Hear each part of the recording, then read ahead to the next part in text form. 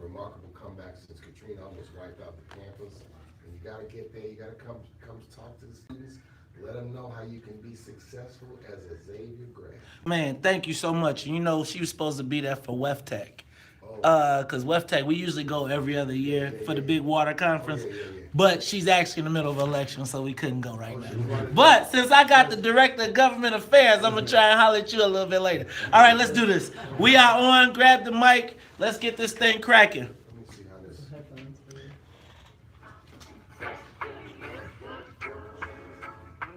Singing, don't worry. Right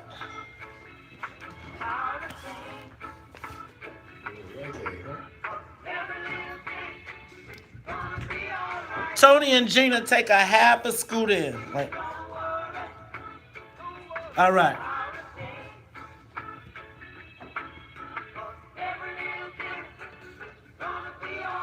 You are tuned in to the Talk of Chicago 1690 AM. I'm your host, Maze Jackson. And you know how we do on the WVON Morning Show, y'all. We get it in, and every day at 6:30, we ask the social media question of the day. And sitting in with me today is Miss Gina B. Now, you know Gina B from the Six Brown Chicks.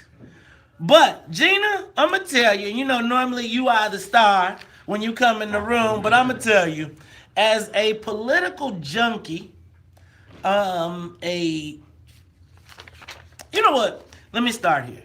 Back in the 90s, you know what? When we were all trying to figure it out, I remember seeing this gentleman on the news and hearing the stories of this black man running for mayor in New Orleans.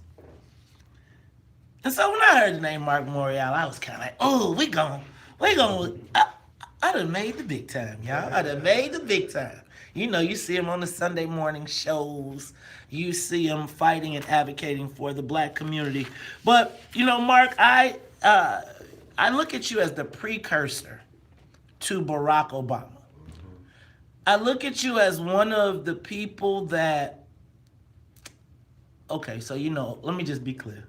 And I know you got your team. I'm not politically correct. This is WVON show, right? So you were one of the first brothers that made white folks know black people could run a major city, a major institution, and not mess up the money, right? And actually make progress. And you know, I think right here in Chicago, as we sit in the midst of this Laquan McDonald, Jason Van Dyke trial, it is important to talk to people like yourself who lead our national civil rights organizations, but also when in the position took on the police. All right, I could probably go on and on. I got to do this shout out. First of all, it's just incredible to be here at WVON, back at WVON, and to be here in the morning. Good morning, Chicago. Good morning. As people are preparing, some people already at work, a lot of people on their way to work, young people going to school. It's just great to be here this morning with you. And let me do this because I don't know if I did this. WVON listeners, in the studio with us this morning is the president of the National Urban League, as well as former mayor of the city of New Orleans, and I'm going to say new age black freedom fighter, President Marc Morial. And he's got with him today Antonio Tony Williams, and they are here with us today. Shout out to Comcast. Shout out to Comcast for all the things that they do, but I really I got a lot of questions. Yeah. So let's introduce yourself and you do the thing. You take it away. I'm glad to be here with Tony, and you know, my purpose of being here was yesterday with Comcast. Comcast made a very important announcement about the expansion of a program that the Urban League movement, the Chicago Urban League and the National Urban League and urban leagues in many cities across the country have been a part of for several years, called Internet Essentials. And that program helps people, low-income people in our community, get access to high-speed broadband in their homes for $9.95 per month. Well, hold on. You know how much internet costs? $9.95. $9.95 is the deal, but you're not eligible, man. Oh, come on, man, you tripping, man. You know how much it costs to A live? big player in PLN just can't meet the qualifications. You make too much money. Man, shoot, man, you better ask somebody. Now let me ask you though. So, what are the qualifications that you have to make? I'm gonna let Tony talk about the specifics of the program. Let me just tell you what the Urban League does. We provide digital literacy training. So many people who get access to a computer for the first time need a session or 2, 3, or 4 to learn exactly how to use Facebook, how to use social media, how to use Microsoft products, how to Google, how to build a resume, how to add an attachment. All these basic skills we provide to people right here at the Chicago Urban League and in 8 to 10 other urban leagues across the country. Tony can talk more specifically about the program, but we've had a partnership with Comcast for a number of years, and this program has already affected 3,000 urban leaguers, but I think 300,000 people here in the city of Chicago. Tony? Yeah, Mark, I think you got the talking points down there, and it's always fantastic to be able to be here with Marc Morial and to share the stage to talk about this program and the impact it's had. So nationally, we've connected over 6 million low-income Americans to the internet, many of them for the first time using the Internet Essentials program. And you qualify if you are a family with a low-income family with a child, if you go to community college here in the city of Chicago, and we just announced an expansion to low-income veterans, which are over 130,000 of here in the state of Illinois. Now, Tony, I don't know if they prepped you, right? Because this the WVON morning show, and the question I got to ask is, what's in it for the black people, right? And so here's the question, right? Because you keep talking about low-income people, but I want to know, how many black people does that affect? Give me ballpark. How many black people are benefiting from this program? So as Comcast is the largest urban cluster cable company. So when we talk about the places that we serve, we're talking about Chicago, we're talking about Atlanta, we're talking about Detroit, we're talking about Miami, we're talking about Oakland. We're talking about cities with African American populations, strong African American populations. And obviously, there's a good portion, and we talk about folks like Mayor Morial, like Barack Obama, who have helped to elevate the African American population. But there's also still many of us who are struggling, who are looking to come up. And that's what the program is targeting. Those are the people who are being able to get online here. And when you talk about this tech economy, we see the stats every single day about the underperformance of minorities, particularly African Americans, in the tech economy. This program is about helping those folks get online, get the skills they need so they can get those jobs, not just the jobs of today, but the jobs of the future. Now, look. So black people, So, look, there you go. 3,000 urban leaguers have participated in this program, and I can tell you pretty confidently there's probably 80 to 90% of those are African Americans. If you look at the city of Chicago, you look at many cities across the nation, half of black people in many of our communities do live below the poverty level. And that's a real focus for this program, Maze, to help people and people of color, black people, Latinos, but the Urban League, as you know, we focus on the African American community, but we serve anybody in need. So our program, 3,000 who've gone through our digital literacy programs and have been part of Internet Essentials, they're our folk. So check this out. Now I'm gonna tell y'all, because y'all know how I do in the WVON morning show, right? So every time somebody come around here, they always want to bring me the Vice President of Community Affairs. And it's always a brother that's the Vice President of Community Affairs. But check this out. So I'm feeling good about Comcast, because let me tell you where the decisions I made. I always say where black folks lose is we lose because we don't play the lobbying game. And so, Tony, let me just let everybody know that the brother is not only the Director of External Affairs, but he's also the Director of Governmental Affairs, which means that we got people at the table that are negotiating on our behalf, which is one of the other most important components of this government game if we're going to play. Now, when I come back, I got the script out the way. Not the script, because I'm gonna say this. We know how many people. I want to chop it up for real, and I want to talk about the fact of the social media question of the day, in the Black Lives Matter era. Do traditional organizations like the Urban League still have a place? And how are you remaining relevant? Can we talk about that when we come back? All right, let's do it. Let's talk Chicago, 1690 AM. We'll be back. More of the morning show with Maze Jackson. Good stuff, man. Good stuff. So, huh? She will. She will. She will. She will. So, scoot over. Move that. Move the mic. Move the mic. Move the mic. And y'all talk. Go ahead. It's a $40 million HBCU scholarship program. Yeah, I know Michael, absolutely. Summer internship. I love, so I actually met Michael at when the woman who brought me into Comcast and helped work, a woman named Sheila, she was great friends with Michael, so it took me out here. We had just launched Game of Thrones for the first time on HBO. And he wore the big. He was all into it, and He so. posted the picture. I was like, Sir, what do you do? Yes. Okay.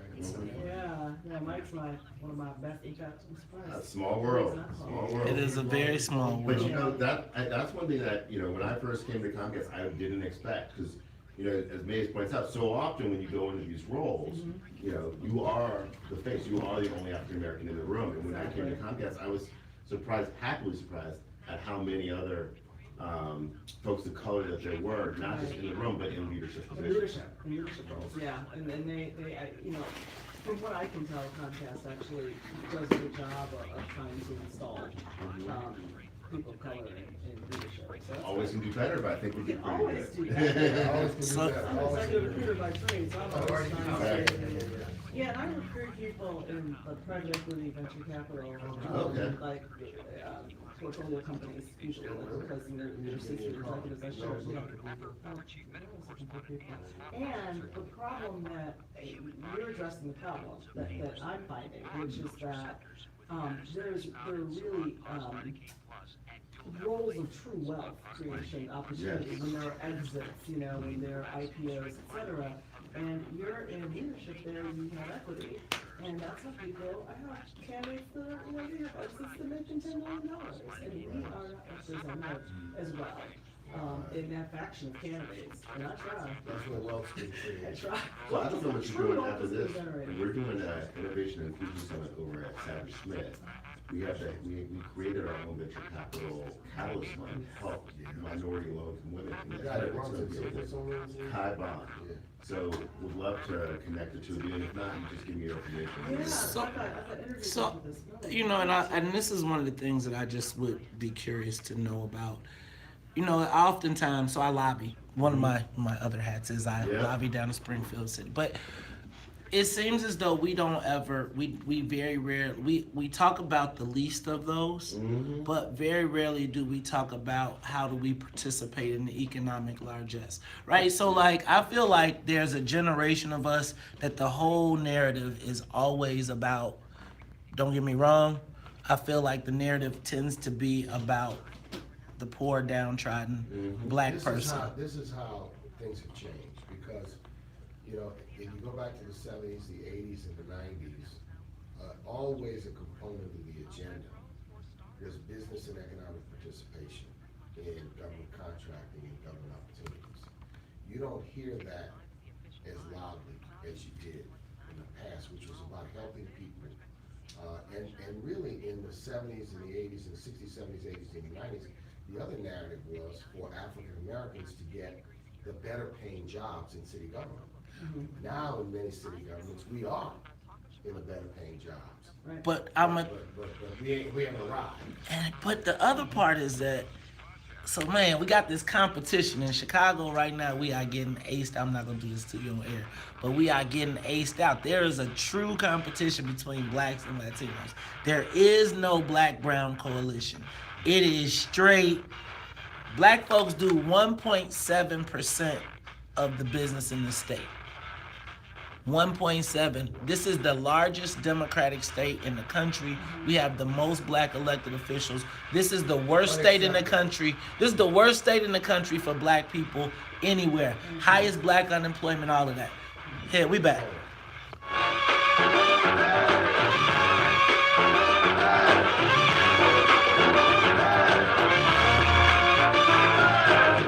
You are tuned into the Talk of Chicago 1690 AM. I'm your host, Maze Jackson. Let me tell y'all, we are doing it now. You hear that New Orleans in the background? What is that? Is that trombone shorty? All right, I thought I got that trombone shorty in the background. You know, I usually. You know what? I do a little New Orleans about every other year. I spend about a week and a half down there. But now I know some of the big willies. Trombone shorty when he was shorty. Really? A 9-10-year-old boy playing the big old trombone. Really proud of him, man. He's a great guy and a great, powerful musician. Now that voice you hear in the background is former mayor and national president of the National Urban League, Marc Morial, as well as I got Antonio Tony Williams. Look, I got two brothers, they in charge. You know, I always say, don't give me, I want the brothers that are in charge. Don't bring me. I don't want to talk to the community affairs person. I want to talk to, I want the budget. Who got the bag? Who? I don't want the person that can tell me no. I want the person that can tell me yes. Right? Can you say yes? Do you got the checkbook? See, and when you control government affairs, that's where it goes. But look, since I got you here, I can't. Black people are in a state of affairs across this country, Marc, and you are the president of the National Urban League. In the era of the Black Lives Matter, are organizations such as the Urban League even still relevant? And if so, how? I mean, I think more relevant than ever. The important thing is I don't fall into this trap of believing that the Black Lives Matter movement is my competition. Okay. My point of view is that the Black Lives Matter movement, in that it has empowered the voices of young people, is a positive development. Because we need more activists, we need more people involved. And I say to people, I'd like people to be involved in the work of the Urban League. And we've got 1 million people we serve each year. We've got 25,000 volunteers across the country. We have a big platform and we do great work. We'd like you to be involved in us. But if you don't want to be involved in us, get involved in something. Be active in an organization that fights for civil rights, social justice, and economic opportunity that suits what you want to do. We need everybody on the field. We need everybody in the game. We need less spectators and less observers. Marc, why does it seem like, though, whenever we talk about the black community, it always seems to be a discussion about poverty? Why does it always seem to be a one-sided discussion? It feels like if you want to be conscious and black, you have to take an oath of poverty or something. Well, I don't think you have to take an oath of poverty. You have to recognize that today, 27 or 28% of African Americans and almost 50% of African American children are living in poverty. So that economic condition, which is really, I think, a function of the racial hierarchy in this country, is very real. And we can never, ever forget that. We can never forget to advocate that. But having said that, it is important for us to elevate this idea of economic opportunity, small business growth and development, and helping people who've emerged from poverty to build wealth, to build homes, to build businesses, not just because they want to buy some bling, but so they can take care of their family, they can provide for their children, and they can also have a secure life. Now, Gina B., you were talking about economic equity, and then, Tony, you started talking about a fund to help black women, and I was like, hold on. Comcast is playing at that level, too? Talk to me about what you were talking about as it related to the economic opportunity. Yeah, Ms. Happy to, but actually, I want to jump in actually where Marc left off a little bit, because I also want to make sure that we don't buy into that myth that all African Americans are struggling, right? So that's a sharp suit you got on. This is a little. I think it feeds into that narrative that we often see pushed by folks who want to pull us back, and media sometimes feeds into it because our media centers are located in cities. And cities are where the African American population, the majority of which live. And so when you talk about those, that 30% of African Americans who live in poverty, they're located in these cities, by these cities. So those news stories that you see are coming out, and low-income African Americans are prominently featured. What you don't see is that the majority of poor people in this country are actually white. They're actually majority, and so that's optimistic that they are also struggling, and then that's also a real issue there. When we talk about, in fact, what we should often talk about is African American excellence, and that's why I want to move to what you were talking about, which is some of the work that we're doing on the venture capital fund. So when you look at the tech industry, African Americans often represent, 1 to maybe 2% of the employment at these different companies. And that, in order to change that, yes, you have to build the pipeline at the bottom, but you have to build it at the top too, the creators. And so that's why we launched the Catalyst Fund. And we'll get back and talk a little bit more about that more. You gotta promise to come back about that, because I know you I want guys. to shout to the team at the Chicago Urban League. I visited with them yesterday. Barbara Lumpkins, our interim CEO, and I will be back on November the 3rd for their Golden Fellowship dinner down at the Chicago Hilton. Now look, Mark, you got look, man, the brother need tickets, man. I done got some trouble, man. They be getting mad at me. So when you come back, Let me tell you, all you gotta do is hand over a check. you know what? But you know what? That's what we got to do. We have to support our organizations, which is important because everybody always wants to hook up. But if we get the hook up, then we can't take care of our own. So look, I'm all about the self-reliance. But one more time, Comcast in town, because we want to make sure that if you need to get connected to the internet, you got to deal with your internet essentials. How can I find out more about the program? www.internetessentials.com. All right, y'all. It's the WVON Morning Show. When we come back, Good morning, Chicago. we are going to be talking to Amara Enya, the Queen of Wakanda, as well as Family Care Expo in the building. We'll be back. The talk of Chicago and the voice Good of the stuff, nation. guys. Good stuff. I hope you guys 1690 enjoyed it. Berwyn, Chicago. You all have to, I brought my own cards. oh, come on now. Of course. Come on, Gina. Get in the pictures. Rocking in here, boy. I try to do a little something, man. I try to do a little something. Music woke me up. Still in these, you know what? You need to go national. Tell somebody. You trying to tell Tell somebody. somebody you gotta go national. I need to get We need advocates, man. You need a vacation. Get a hit man. You the man. That's what's in. I have more holes than jeans at this point. There you go.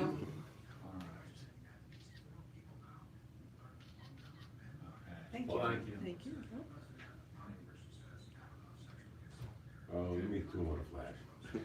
What you trying to say, man? I get it, You're the Flash and the black people. Now that goes. Just move me in the middle. Thank you. My wife said. Give me your wife's contact information. I'd love to hear Just more. put it on a piece of paper. So give a card. Here. Text it to me, whatever. How do you want to give Yeah, me a don't give number? my number, 347. Hold on, just say you don't say it on camera.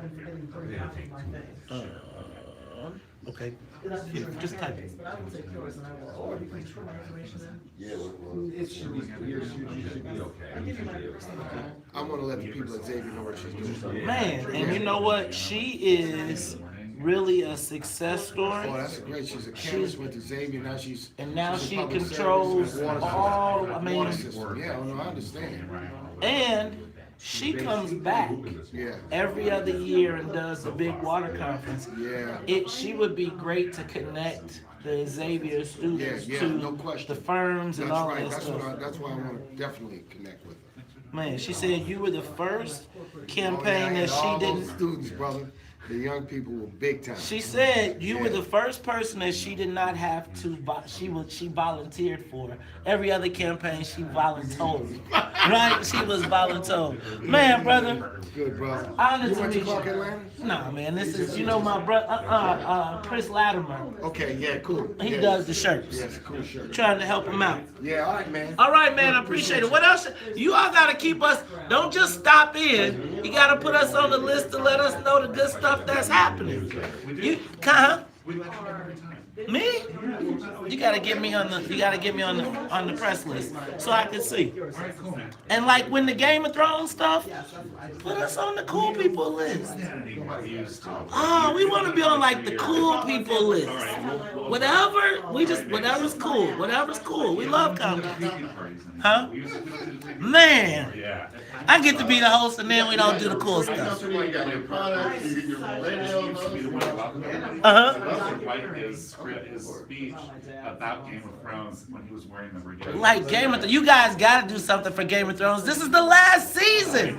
Oh my God! I know. Thank you guys. With my husband, if it's based on a book, because Okay. the whole time, He's like, that's not the book. that's not how it happened, and I have to say, you know, this is fictional, none of it really happened. But you know what? The true Game of Throners Exactly. are very like Remember that.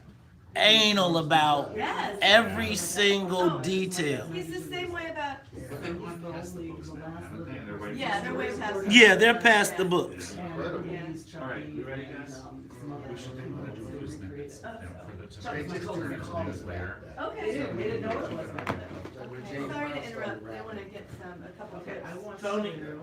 Here's what I want. Pleasure, man. Man, Thank you got a card? Oh, initially. I don't. Well, if you guys ever do any, if you ever need, so I think Fawn does all the governmental outreach here. Yeah. Right, but if Fawn you is ever- fantastic. But if you ever do anything, if you ever guys. Here, what's ever- your song? 312 312? 593 6912. 312. If you need to get in touch with Mark, you don't have it, you can go through me. Thank you. Nice to meet you. Nice to meet Man, you. it's like, but my goal is always to try and make sure someone Have a nice day. get to work and rap. Yeah, Mm-hmm. and we'll be out here in less than 5 minutes. Oh, yeah. Mhm. But like if you ever, like just Absolutely. trying to connect the brothers so they can have some direct relationships. Cause Comcast is a big player down in Springfield, but the brothers always are like sub to sub to get, and the Black Caucus is the largest caucus in Springfield. Absolutely. I spent a lot of time with a lot of Black Caucus members. I'm not in DC, Okay. but, you know, because I got sort of the Right, national, but whoever the point person, Yes, love some and brothers. also, you know, when there's opportunity, I'll reach out to see if, because, you know, that's part of it too. These jobs open up, by the time they're advertised, people know where they wanna go, and so that's, we gotta get in the door early. I mean, That's the plan. appreciate you. I'll see you. All right. Should I stay where I am or shoot back? There you go. Shoot back to the middle. You know, I meant to give this here. So give this here. Go ahead. Give them a sample.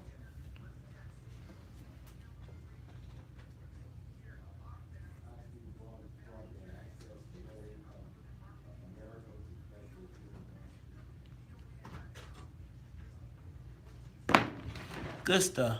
All right. Good stuff. Yeah, I need to adjust stuff, really connect with people. All right, y'all. Take a moment, share the broadcast. Let's go to YouTube. I think we're back.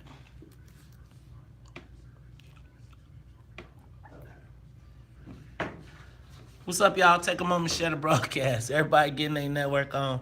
But they gonna have to, now you know they wasn't electing no dark skinned mayor in New Orleans. You are so messy. I almost went there, but I was like, this gonna be the one time I said I wasn't, cause I actually, so like Marc Morial actually is like one of those people, like before I was disillusioned with so many people, was like one of the people that I was like, man, he did it, man.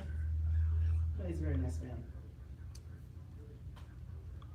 But you know, they got like a lifelong, matter of fact, the conference we go to is located in the Marc Morial Center. Yeah. Man, I miss Game of Thrones already because they don't give. What you mean that I go, oh yeah, now you know they wasn't none of them. Come on, man. Right? Them New Orleans, that's messy, Reese. that's New Orleans, man. That's New Orleans. That is. Now you know. It's cold in here, bro. Huh? Always cold in here. I'm the coldest person. Let's put my jacket on. So,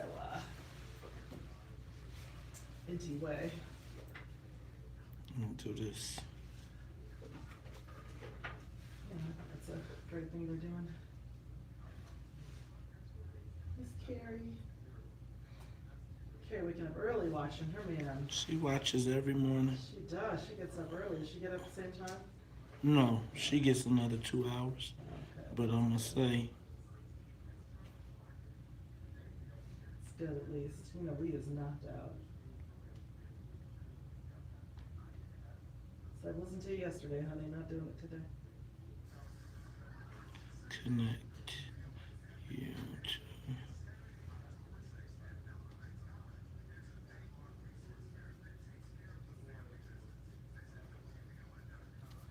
All right. All right, y'all. Take a moment, share the broadcast. Take a moment, share the broadcast. We back. That was a long break.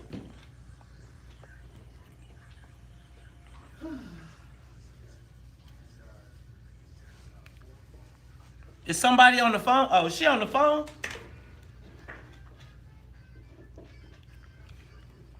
Monique Smith.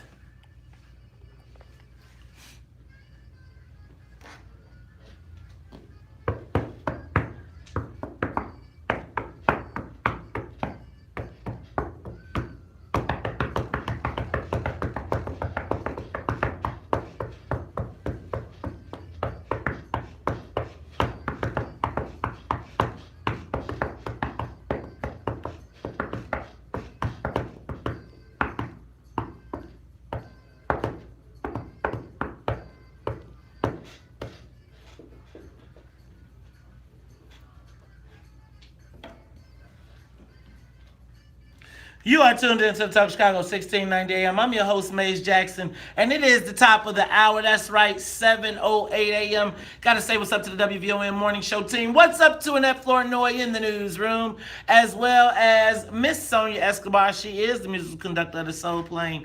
Yeah, we got Gina B. That's right, Miss Gina B from Kiss My Ash and the Six Brown Chicks in the building. And Gina, this Saturday, Malcolm X College, 1900 West Jackson. It is the WVON second Family Care Expo brought to you by WVON and Relevant Marketing.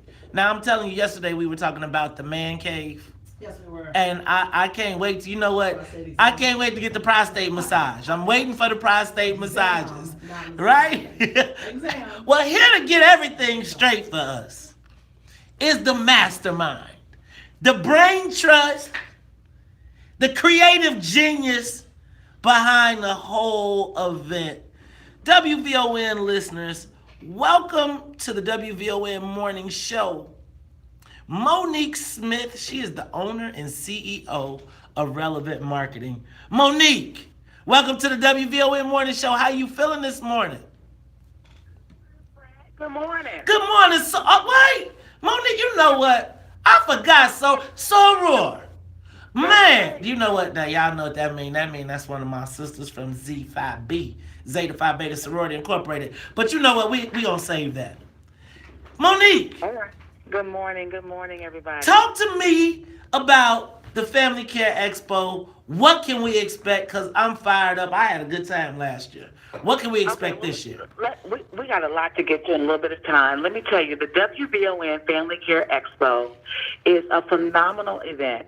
This is for the entire family. We're talking about mom, dad, grandma, aunts, uncles, everybody. We have the Next Level Health Man Cave, and last year that man cave was protected. The men did not want any women in there. They were in there giving out haircuts, having discussions about men's health issues, mental health, men and depression. They were also giving out free massages. So it was all about the man last year in the Next Level Health Man Cave. And they are returning this year as the exclusive sponsor for that man cave. And they are promising the men a good time and a private time. No women are allowed in the man cave whatsoever. Wait a minute. Not even to get the massages? Not even, well... Hold on, Monique. Now, hold on, sis. They might have a female giving the massage. That's what I'm saying. Women can't come in there and get one. But get this. Okay, so this is new this year. Now we have also our Gen Care Seniors Pavilion. So we can't forget our seniors because WVON loves its seniors, and its seniors love WVON. So this year, the Gen Care Senior Pavilion has been added, and we'll have special services for seniors. We're going to help them get active, stay active, because we have a lot of seniors who are already active. But if you're not, I think they're going to be having line dancing in there, line dancing instructors, and we're also going to be providing snacks for them, healthy snacks, and talking about nutrition and talking about health, everything to keep our seniors active, healthy, and well. Okay, so then, now let me tell you, now I went to the senior pavilion, I'm going to tell you, and they let me sneak in, and I got me a little bus stop. I got the Casper slide in. Now, what kind of activities? Are they going to be doing some more line dancing in there? They're going to be doing line dancing in there, City Pavilion. Let's not forget, we also have a women's pavilion. So the women's pavilion is going to cater to special needs of the women, special health needs, special ties. Y'all just trying to copy off us. You just trying to copy off the men's pavilion. Men can't have nothing. It's our she shed. Good Lord. You can't have it. This is a separate but equal opportunity event. You can't have it. Men on one side, women on one side, because here's the thing. The family does not run without the woman. The man is important. Right. But who's usually taking care of everybody? Who's taking care of the men? Who's taking care of the kids? Who's taking care of the elderly parents? And speaking of that, we have a workshop on assisted living versus nursing home care. Because as our parents start to age, we want to figure out what's the best way to provide care for them. Sometimes it's in the home, but if you can't care for your parents yourself, then you need to navigate the nursing care system versus assisted living. Some people can live in assisted living with little to no assistance, but sometimes you need full-time nursing care. We have so much. This event is about the betterment and the survival of the black family. But hold on, because Go ahead. I want to know, but wait a minute, because I'm trying to be Chicago's next black millionaire. So that's what I'm trying to find out about. I'm trying to get paid. Look, you know I asked about where is the bag. Now I heard that I could come to the Family Care Expo, and I might be Chicago's next black millionaire. What's up with that? And let me tell you how you can do that, because I'm on that same page. Let me tell you how you can do that. We have 2 different workshops. If real estate is your thing, if you're trying to figure out how you can flip some properties and make some money, we have a workshop called Financing Your Fix or Flip. Because the other thing is, a lot of people in the real estate market that make their money, they don't put their own money in. They get investors. Right. And that's how you really make your money and make your profit. It's not by putting your own money in, but getting investors and being able to finance and fix your flip. Wait, you mean I might be able to find an investor? So they'll tell me how to find investors to flip? They can tell you how to find investors, also tell you how to get financing if you want to do it yourself without investing. They'll also discuss with you what's the best type of property to finance and flip, especially if it's your first time doing it. Because a lot of people have lost money trying to finance and flip by getting a huge project, something that's over their head, and then they end up losing money. So we want to make sure you don't lose money, but you make money. But here's the other workshop that addresses wealth and building wealth. We have something called learning how to invest.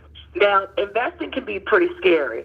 It used to be traditionally where if you wanted to go with an investment firm or a bank, you had to have $25,000 or $50,000 up front to invest, or investment brokers wouldn't even have a conversation with you. But now, because of all the technology and because of Bitcoin and different apps like Stockpile, I personally use Stockpile. I love it. And companies like E-Trade, you can take a little bit of your money, you can navigate the stock market, and the best way to do that is basically purchase or invest in what you use. For example, I have Stockpile app. I invest with Stockpile, and I invest in what I use. I invest in AMC because I'm always at the movies. I invest in Netflix because I pay for Netflix every month. I invest in Disney because I'm always at Disney World. So I invest in things that I use, and you can see your money being returned to you. I recently got paid on one of my stocks, a dividend. You can either reinvest it or put it into your bank account. Now, Hold on, Monique. Go ahead. Now, question for you. A lot of people think that they need a whole lot of money to get started in these investments. What is the minimal amount of investment that you have to make to get in the game? Literally, if you're using an investment app like Stockpile, and I'm just using Stockpile because it's my favorite, it's what I use, but they have other ones called Stash, and you can stash cash and other things like that. I started out with $25. Oh. So I'll give you an example. So, Monique, I'm sorry. You know what? I'm running out of time, but look, we got to talk about, we can come back after break. It's Talk Chicago 1690. We'll talk about more when we come back. Yeah. More of the morning show with Bass Jackson coming up on the Talk of... They have to be... Now scoot to the middle. Move that mic over. A lot of people think they have to have thousands of dollars to get in the game on this kind of stuff, so that's why I wanted to ask that. Chase, this mic down? No, use that mic still. Yeah. All right. And then here comes Amara.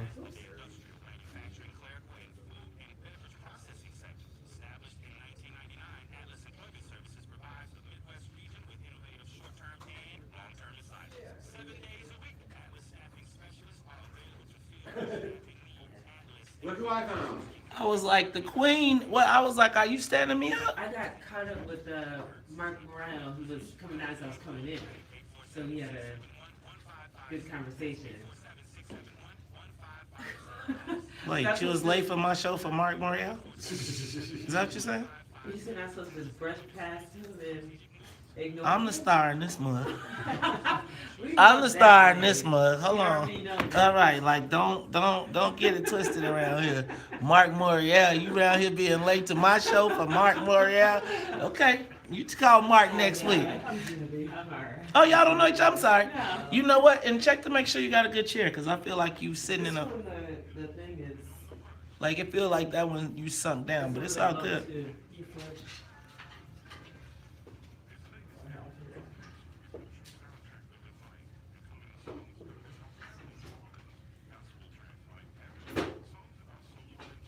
He's not early. Huh? He's not early. Yeah, he on a media tour, probably trying to get everything out. Give it all in. But they be trying to get in before we get too crazy. Oh. Before they be like, ah, he done got lathered up. He done got mad. He ready. They're very smart for that because it's amazing and wild up in here. Avoid the full breath. Full breath, like, look, how far down is that coffee? They be like, once you get here, it's a problem. It just seemed like they milked that out today, though. It does seem like a little bit That is lighter. milk, essentially. Yeah, it's like in the way it's melting. That's not even chocolate milk. That's vanilla milk. Hey, it's brown sugar milk. It's brown sugar. Wow. I don't even want to think about the calories. I always look at how staggering around calories. All right, I'm gonna close out with this lady, and then we're gonna go. I'm gonna close out with Monique. Tell him I'm gonna give her a chance to rap, and then I'm gonna go. So she's got like a minute and a half, and then we're gonna move. What's cracking, kid? You see your progressives. What's going on with the progressive war? Look at you. Look, Tony around here scaring mugs. They around here. So SEIU, I heard SEIU about to give $3 million. So here's, y'all want to know what happened? You can't talk about it on air because you're not allowed. You can talk about it on this, but you can't talk about it on air. But so basically, the person behind Tony Preckwinkle is Valerie Jarrett. Valerie Jarrett just had a high-powered meeting of all the black elite in, I want to say it was either Oregon, like one of those western states, where she combined them all and said that their job is to organize and we have to get Tony elected. I'm just telling you now that I am the resistance. I am the resistance. I am the resistance. I will. No, I'm not a one-man army. Huh? I can definitely say that. Huh? You're not a one-man army. Right. I'm clearly not a one-man army. But the resistance, this will be resistance radio. As in, I will not come in the castle. I will stay in the wilderness, and I will lead my band of brothers, and we will vanquish the queen. We will. I can't go. The pressure is so massive. Oh my God, the pressure is just massive. Like, to crown this lady, and it's just like, I can't do it, y'all. I just can't. What do you think would happen if Tony Preckwinkle got into office? Black people would be fucked. Yeah. Woohoo! Tell me, have you got some headphones, kiddo?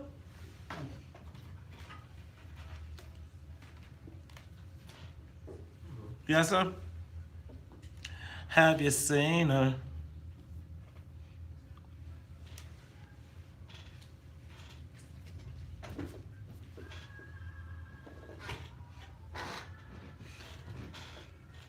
Go away!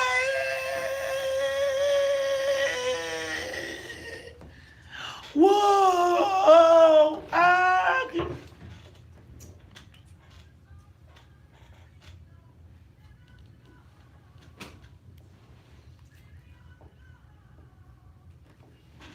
You are tuned in to the Talk of Chicago 1690 AM. I'm your host, Maze Jackson.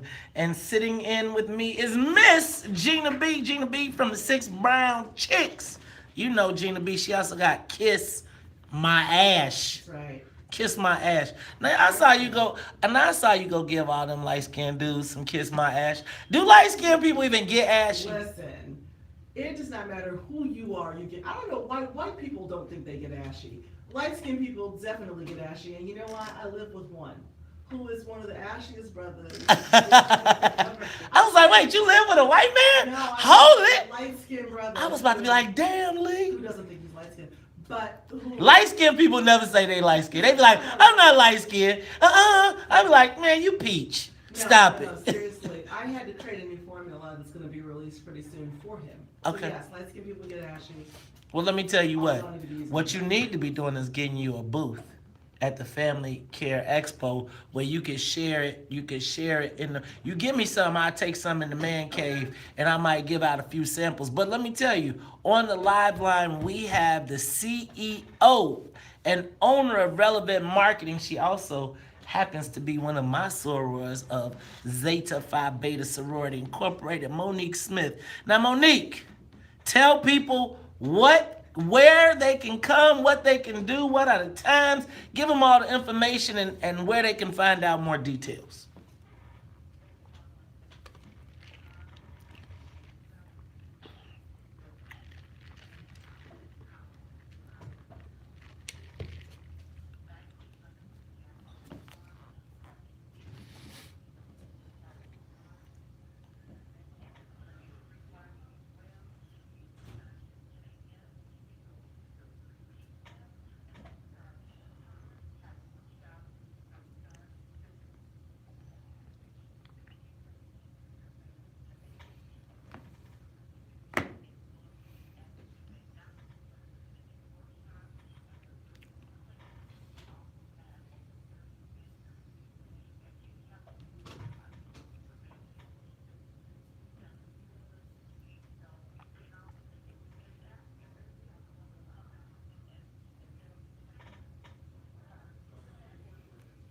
Oh, I need me some shea butter.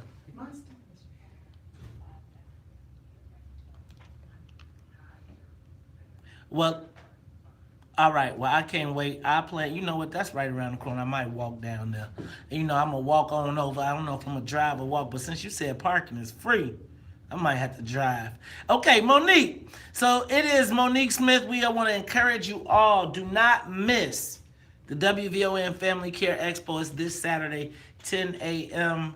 to 3 p.m. Malcolm X College, 1900 West Jackson. Monique, thank you so much. And Z5, Blue Fi, and all that good stuff to you, my soror. Hey,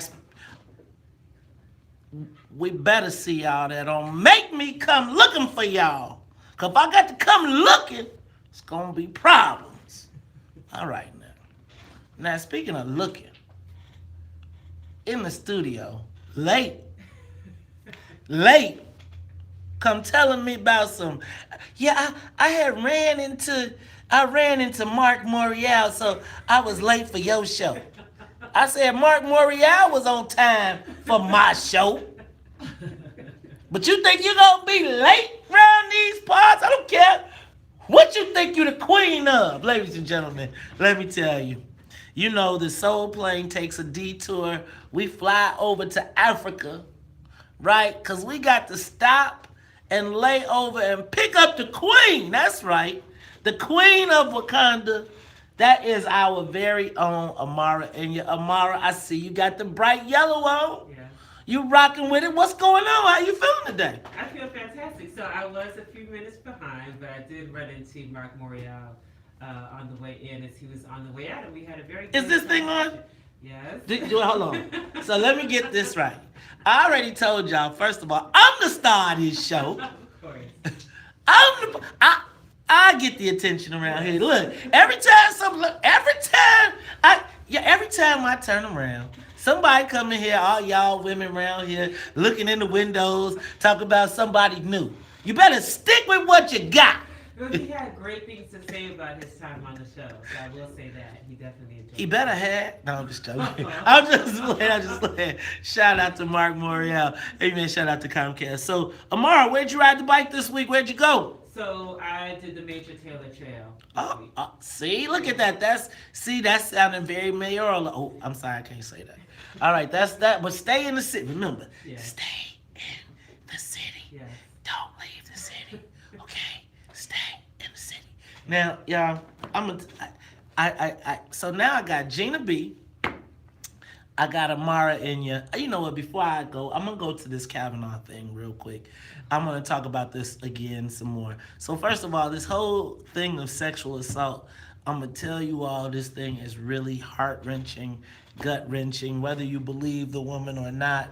The stories that have come out are just off the chain. But did you see President Trump said that you can investigate Kavanaugh for everything? So he's opened up the floodgates. He said you could do whatever. But I still think it's all a dog and pony show, because Mitch McConnell, who's the head of the Senate, said this yesterday. The Senate stands ready to fulfill its constitutional role by offering advice and consent on President Trump's nominee to fill this vacancy. We will vote to confirm Justice Kennedy's successor this fall. He said he don't care what the outcome is. They voting on Friday. Right. What y'all think? What you think, Amar? Well, I think he is echoing what Senator Lindsey Graham also said, that his mind is made up, that they are going through the process, but it's essentially just going through the motions. They have already decided that Brett Kavanaugh is who they want, and regardless of what comes out from the FBI investigation, they're going to proceed with his confirmation. Right. Gina B? Decision's been made. I mean, they don't really, irrespective of whatever testimony comes out, Kavanaugh's going to be the guy. Kavanaugh's gonna be the guy. You know what? I just be thinking about all of this. I still want y'all. I just still gotta point this out, cause you know who's making the most calls for Kavanaugh right now? George Bush. Remember when y'all was around here talking about? See how he just Michelle gave him a piece of chocolate, and y'all was just over the roof. But now y'all talking about. You know what? Y'all can't have it both ways, right? Let me tell you what that just tells you. The white racist man is going to protect the white racist man no matter how many black women give him a piece of peppermint. Y'all make me sick. Well, we should also know Black lollipops. We should also note that when they polled to see who was supporting Brett Kavanaugh, they found that I think around 80% of black people believed Dr. Blasey Ford.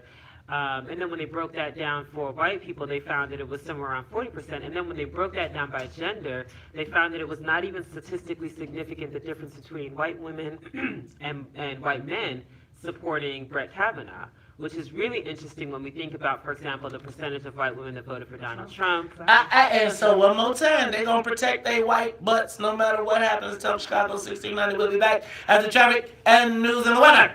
Live from the WVON newsroom. Right? Lindsey Graham, gay ass. Now. Lindsey Graham. Look, y'all, look, here goes the thing. Look, here goes the thing. This is the funniest part of this whole thing. So everybody knows, but everybody's like, but wait, is he out? Is he out? So the question is not, is he gay? The question is he out? Now, Lindsey Graham was like, and this goes to the black LGBT conversation. Lindsey Graham was like, I'm standing with dude no matter what this woman done did, blah, blah, blah, right? They will protect white males. They are white males before they are gay. They are white people before they are anything else, right? When it all boils down, they all gonna be white. Any other subgroup takes second fiddle to being white, and they will protect whiteness and then sort it out there. So Amara, this mayor's race. You see, your boy came back to film me. Yes. Yes. Yes. Tell him I need a starring role. Look, one day I'm gonna be famous, and then somebody gonna be. Your own. You should just do your own. You like, get out my video. Look, did you see how she just kicked me out of the video? No, I'm saying you should have your own, like have them follow you around, a day in the life. Would they do that? Would be interesting, wouldn't it? Why not? Especially on one of your Saturday events. Oh, that's sad. Man, I promise you, I needed some black intellectuals in that mug. That shit Saturday was classic. Okay, Even Lake Forest, let me just tell you. So we were talking about the term nigger, right? The use. So I was like, no, was it? They did. Look, there was 2 times it was said. It was 2 times it was said, both by white people, right? But you know, white. I feel like if I feel like I could charge $100 to be in a room and just let white people say nigga, right? I feel like they would pay just to say nigga in a room full of white people. But we were discussing the term nigga as a term of endearment for black people, right? Like not, and I was like, you know, I used to think that, but I'm not really feeling that this way because of the pervasiveness, whatever. This white dude says, I grew up in Marquette Park, and we had a guy, but the guy who was like our kind of caretaker, we called him Old Nigger Jim. Yeah, that wasn't a compliment. They thought it was. They meant it like they loved Old Nigger Jim. He sure was. You know, it's like. And this shit, but now mind you, this is in Lake Forest, and this dude is clearly not a titan of industry, but clearly a decision maker somewhere. And it's like, think about, and if you could have seen her, they were way more the mugs in Lake Forest where you would think that the people would be like fake pseudo genteel.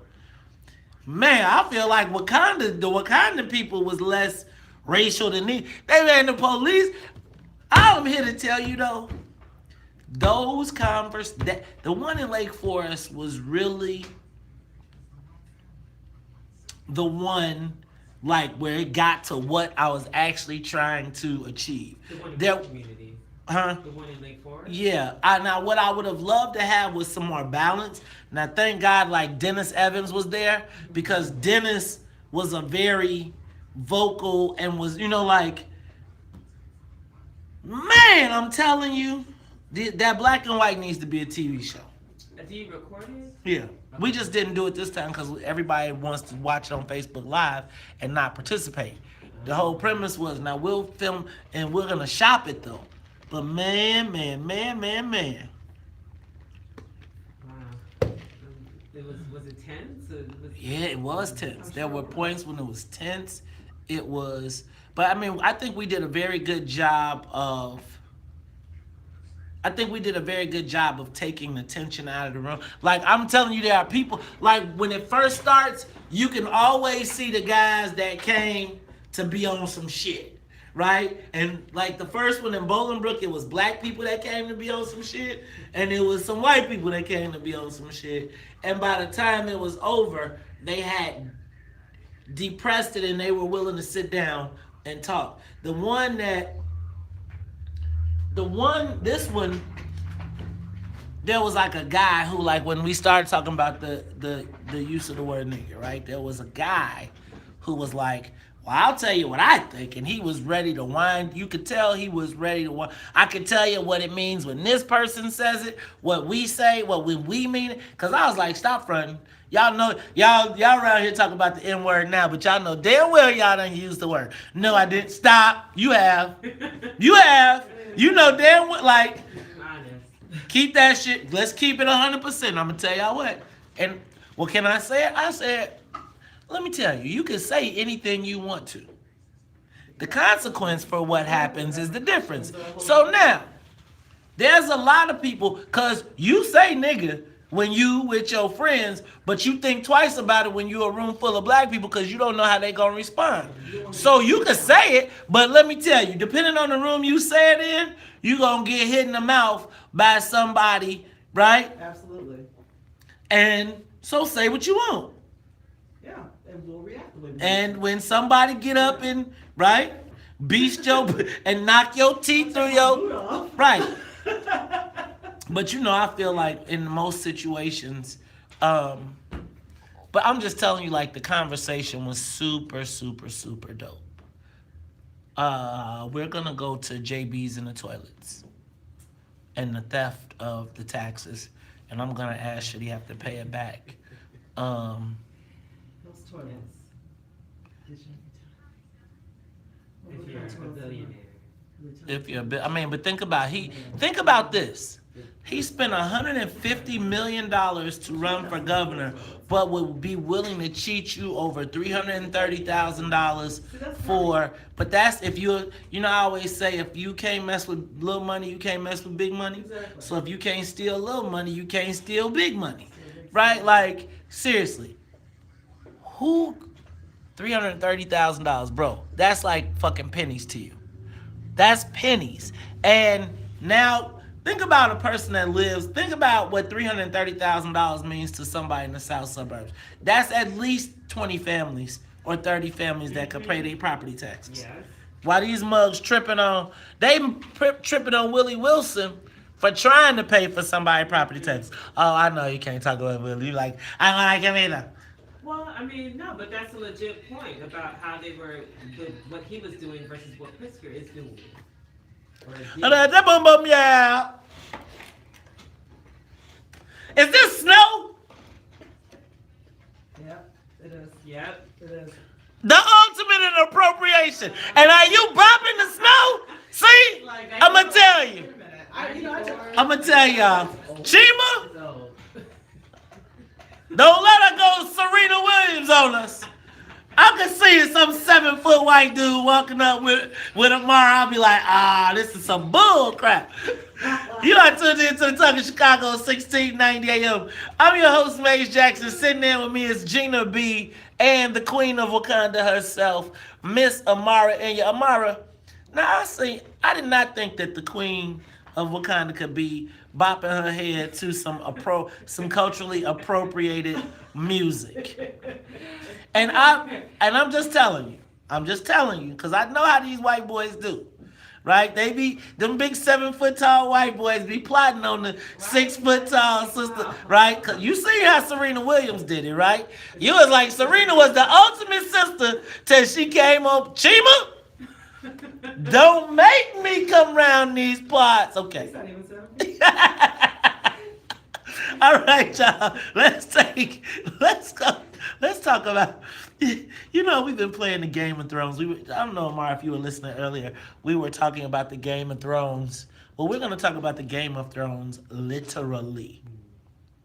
So in case you did not see it, Amara, Gina, yesterday, the Inspector General, now the Inspector General is really a watchdog. He is a person that is kind of like he's not political. His job is just to make sure that we're not getting cheated in our tax dollars.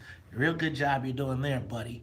But yesterday, a confidential report was released by the Cook County watchdog stating that J.B. Pritzker had participated in a scheme, described it as a scheme to defraud Cook County. Now, it was also under a sworn affidavit, which means he basically said under oath, he testified that his property tax assessment was correct.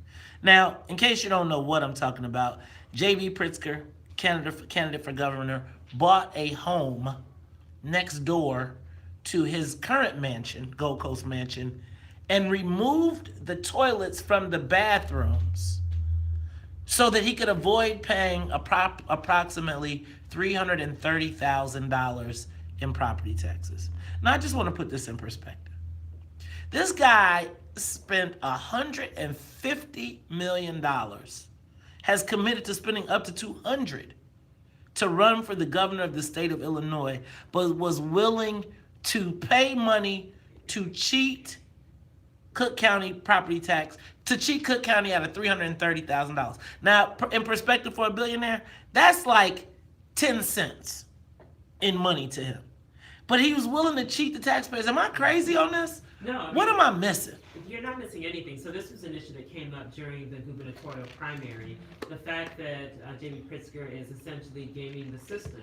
The issue of property taxes came up a lot in the primary because it was discovered that there was a huge disparity an inequity in how property taxes are assessed in Cook County, and it disproportionately affects low-income folks, particularly in communities, many of the South Suburban, West Suburban communities, and right here in Chicago, where lower-income communities are being over-assessed, meanwhile affluent communities are being under-assessed. So the first issue is that he did not speak at all to that issue. Well, he couldn't, could he? Because he knew that deep down, he couldn't speak to it, Marc, because he knew he was part of the system. Like, he didn't talk against Joe Barrios because Joe Barrios gave him the hookup. Right, which is severely problematic because if you are going to be governed and you cannot call out what has been proven, there was a ProPublica report, there was University of Chicago studies. Shout out Jason Grotto. Yes. This was not just anecdotal rhetoric around property taxes, and he mentioned absolutely nothing about it. Also, this is a character issue. If you're willing to game the system as a billionaire and unwilling to pay property taxes, which actually sustain the city, because that is our primary source of revenue, that's a problem that I think you have to answer for. Well, let's hear what he did try to answer for. I think that yesterday Hillary Clinton was in town to raise money for J.B. Pritzker, and in the meantime, coming out of it, he was questioned by reporters regarding the situation, and here's what he had to say. Sonia, well, you know, there are 50,000 people in Cook County every year that seek to have a property tax reassessment, and the majority of those people receive that reassessment. That tells you something about the major flaws in the system. So are you saying this is not fraud? I'm telling you that we sought a reassessment like other people do. We went through the process that other people do, and there are clearly flaws in the system that people go through, but we sought it with all the rules in place. We knew what the rules were. We followed the rules. So check this out. Do you know any other people that would have, what was it, like 30, how many toilets? Toilets removed to avoid paying property taxes in a second home. So I mind you, this ain't my primary crib. Right. I bought another crib because I just don't want it to disturb me. And so I don't have to pay the money for it. I'm going to remove, do you got to go remove the toilets? Go ahead. Explain why. I mean, so the problem with the toilets, and the reason why he removed them, is so that the bathrooms could be considered uninhabitable, which is what changes the property taxes. That changes the assessment of the home. In case people were confused about why toilets are a problem. So he got a Gold Coast mansion, right? Yeah. That he says, now mind you, we ain't talking about like he bought like an apartment, right? Right. We talk about a multi-million-dollar home, and you bought another one just to take the toilets out because you didn't want them to be disturbing you. Right. And you didn't want to pay $330,000, yet the man is spending $150 million to help set our state right. Yeah, I mean, I think, again, this issue speaks to understanding what the value of property taxes, number one, how it affects families, and how this affects home ownership across the state, but particularly in the city.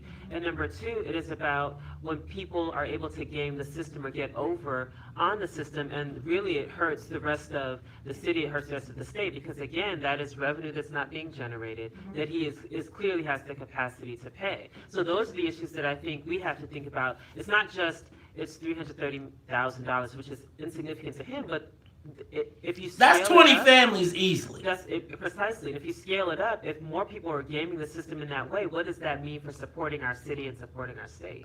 Well, think about the fact, this is what really irritates me.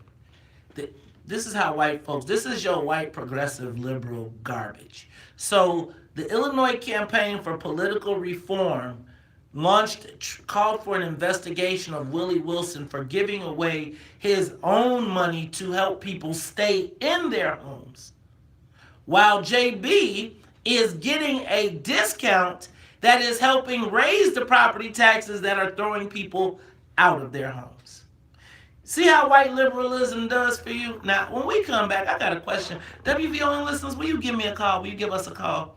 Do you think JB, because the report says that JB should have to pay the $330,000 back. Now, the other thing is, he also was accused that this means if this is the case, he lied under oath. That's perjury, right?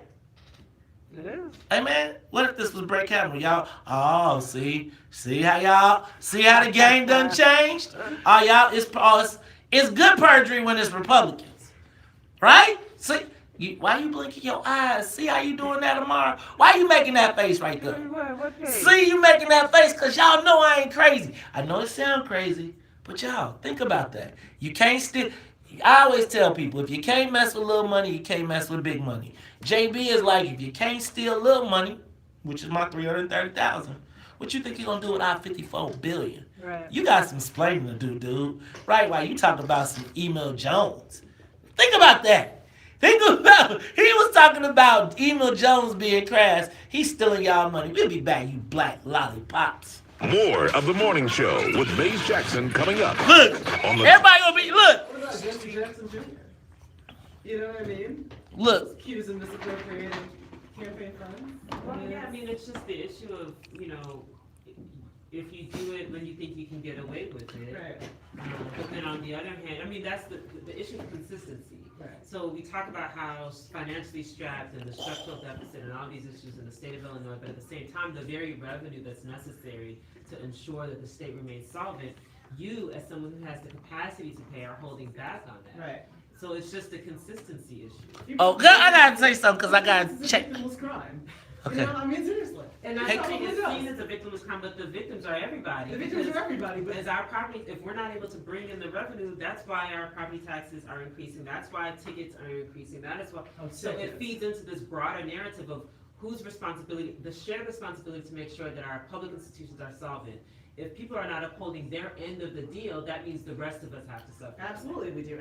But he said he followed the rules too, in my estimation, which is you knew the rules are set up shady to take advantage of them. We looking at the governor to fix them. Could I just say something? He knows the algorithm. Huh? He knows the algorithm of how to get around the rules. It can pay for expensive attorneys Absolutely. who can help him navigate and use loopholes. It's an integrity issue. So WVON is moving from the south side to downtown. Is the move best use of your money? I don't know how, Kobe, you could tell anybody what the best use of their own money is, right? Like, how do you do that? Like, how do you count anyone else's money and tell them where their money should be used, right? So I just gotta point this out because I hate when I see things like this. Considering all the empty buildings all over the south and west sides of town, I guess George Blakemore wasn't wrong. I think that what you probably would have to do is ask the owner and the CEO, the person who has to pay the bills, as well as make sure that the cost of the facilities and upgrade us to what we need to have that y'all always complaining about, right? When y'all talking about we can't get no internet, we don't get the guests because the guests ain't driving all the way to 87th Street when they're downtown. And it's, hey bro, it's a lot goes into it. So don't, and one of the last things I gotta say is, right? Very few people understand what it takes to own a business, right? And to operate and to manage the overhead costs, right? So I think when you look at this place right here on 87th, how much did the black community support it? How many times y'all rent out the Legacy Room? The reason that this place got bought was because it was supposed to be a center that black folks would use. Just think about it. Until recently, we got to argue with you to buy advertising. So it's like you gonna tell somebody what they need to spend their money on, but won't nobody, when the first place y'all gonna go is listen to tell somebody go to GCI. When your company has the dollars to spend, where do you tell them to advertise? It's always easy to count someone else's money and tell them what they should be doing with their money, even when you don't know what the cost is. Now I'm gonna tell you that. And you don't know what if there's ownership involved downtown, right? You don't know if I bought my office condo. See, that's the problem with black folks. Y'all always counting somebody else's damn money, telling somebody what they need to be doing, but ain't doing nothing to help nobody. Help your damn self. You go to work? Do you go to work? Do you work? So here's my thing, because employees got a lot to tell. Employees always got a lot to tell bosses. But when payday come, they want their check on time. Don't nobody care about your rent. Don't nobody care about what your life. Let me just tell you, as a person that has put his own home in mortgage to pay his employees, as a person that was outside standing on the street selling clothes from a store that shut down to make sure my employees got their money, Don't tell me about what somebody else as a business owner does with their money, because employees are that, employees. Everybody's the boss till it's time to pay for the office. Jay said that shit so right. Don't get me started. Y'all don't want me to start talking about Negroes counting other people's money. Talk that conspiracy bullshit to somebody who's going for it. Don't start with me this morning. Please. I'm excited. I'm excited for my less commute time, and I'm excited that we have some goddamn internet. We can't even get freaking Comcast, don't even wire on this side of the street. Don't play with me today. Don't play with me. You are tuned into the Talk of Chicago 1690 AM. I'm your host, Maze Jackson. Sitting in with me is Miss Gina B from 6 Brown Chicks and the queen, that's right, the queen of Wakanda, Miss Amara Inya. So y'all, let me ask you, should JB have to pay back the $330,000? Now I'm going to say that here's the thing. If you follow the rules,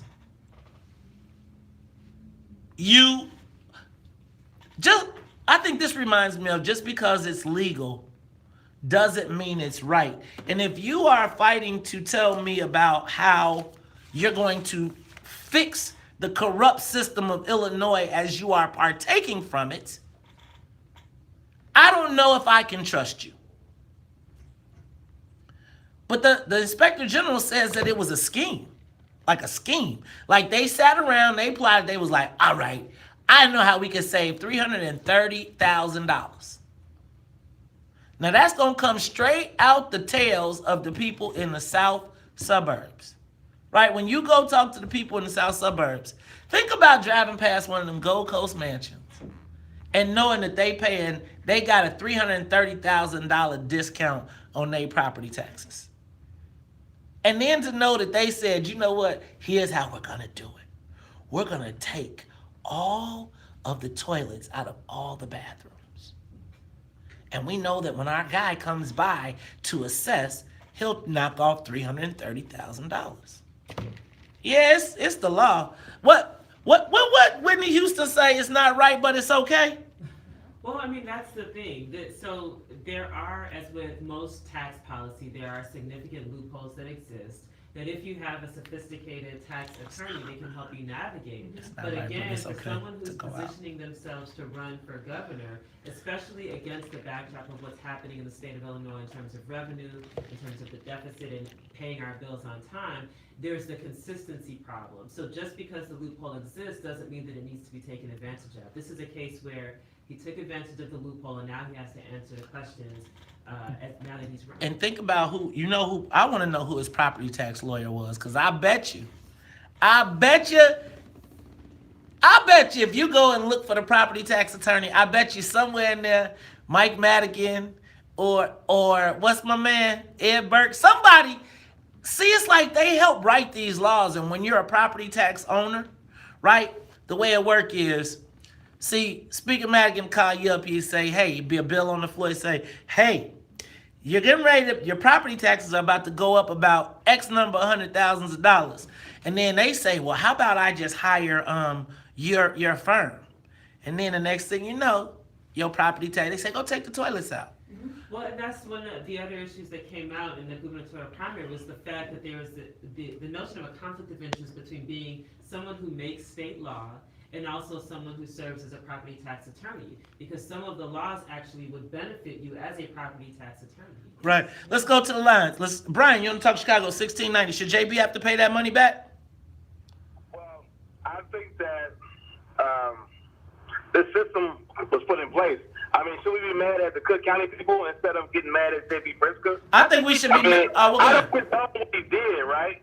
But I think on the flip side, Bruce Brown did the same thing to get his daughter in Walter Payton. I mean, our kids can't get into Walter Payton, but we gotta. It's the same system. Got it. So it's the same system. I don't know if it's the same system. I think you can put money in, but he was taking money out. Go ahead, Amara, give it to me. But again, it's the consistency issue, and I don't think it's between Democrats and Republicans, because on either side, whenever you take advantage of loopholes that you don't necessarily need to take advantage of, it's questionable. So even clouding a kid into a high school can be considered questionable. This isn't a Democratic or Republican thing. Thank you, Amara. Let's go to Dr. Tax. You're on the Top Chicago 1690. Should JB pay his money back?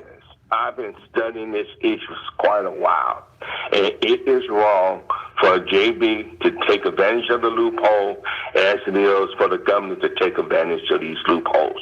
Because first of all, the governor paid Mike Maddock and law firm to get him and his investors tax cut. That costs all of us more money. So what needs to happen, we need to overturn the whole entire system, have a major radical tax reform in our state. That's what we need. Thank you, Dr. Tax. I'm going to tell you what I need. I need answers. Gosh darn it, dagnabbit. There's a debate tomorrow, and I'm going to tell you what. They're going to want to ask one lame black question, and we ain't going to hear nothing else. And we are less than 40 days away from electing the next governor of the state of Illinois, and we don't know nothing about no damn body. Nothing. Now, again, if I'm in the south suburbs, JB got to come out here and he got to talk to me. You got to explain to me why I'm running out of, why am I getting put out of my home? Why am I paying more in taxes in some cases in my home and you taking a $330,000 discount? Play that for me again, because he said something about the rules. Because the rules ain't the same for the black people. You got that for me, Sonya? Give it to me one more time. Well, you know, there are 50,000 people in Cook County every year that seek to have a property tax reassessment, and the majority of those people receive that reassessment. That tells you something about the major flaws in the system. This is not fraud. I'm telling you that we sought a reassessment like other people do. We went through the process that other people do, and there are clearly flaws in the system that people go through, but we sought it with all the rules in place. We knew what the rules were. We followed the rules. So let me just say this on the way out. I just got a text from a judge who said that, look, that's when you take the toilets out, that's not a loophole, that's fraud. We'll be back. Yeah, I agree with that. College bar fight. So it is a tactic to take advantage of a loophole. Yeah, but like, so here's the deal. If the bathrooms were not functioning, then that's one thing. You could say the house is uninhabitable. They went in and took the functioning toilets out. Created the conditions. Exactly. To which is the dishonest part, right? Come on, lawyer, get him with the JD on him. Hit him. But that's essentially what they did. Right. So had it been non-functioning, they would have had a credible argument to say this building or this home is uninhabitable because the toilets are not functioning, the sewage system, etc. However, by taking out the toilets, they were actually proactive. Exactly, because they were functioning. Right. So they created the conditions to which they could then take advantage of the loophole. Right. So that the taking out was the proactive, and that's what makes it fraud. And that's what makes it fraud. Because there's a dishonesty that they created those conditions. It wasn't conditions that already existed. Right, because if you're going to add a bathroom to your home, yeah, you have to pull a permit. Yes. You pay the city.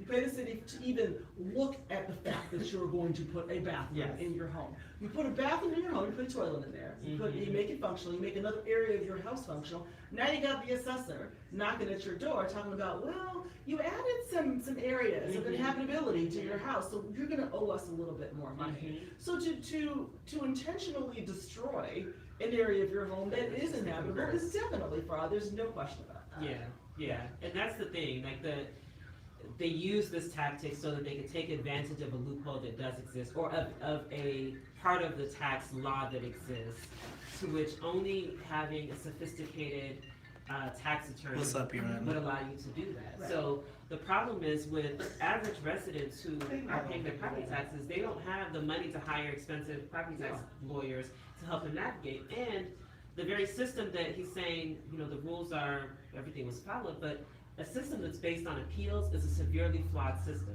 So the fact that you have to file an appeal to get your properties reassessed, especially if you're one of the low-income people in the south suburbs or the west suburbs, it speaks to how it legitimizes a flawed system.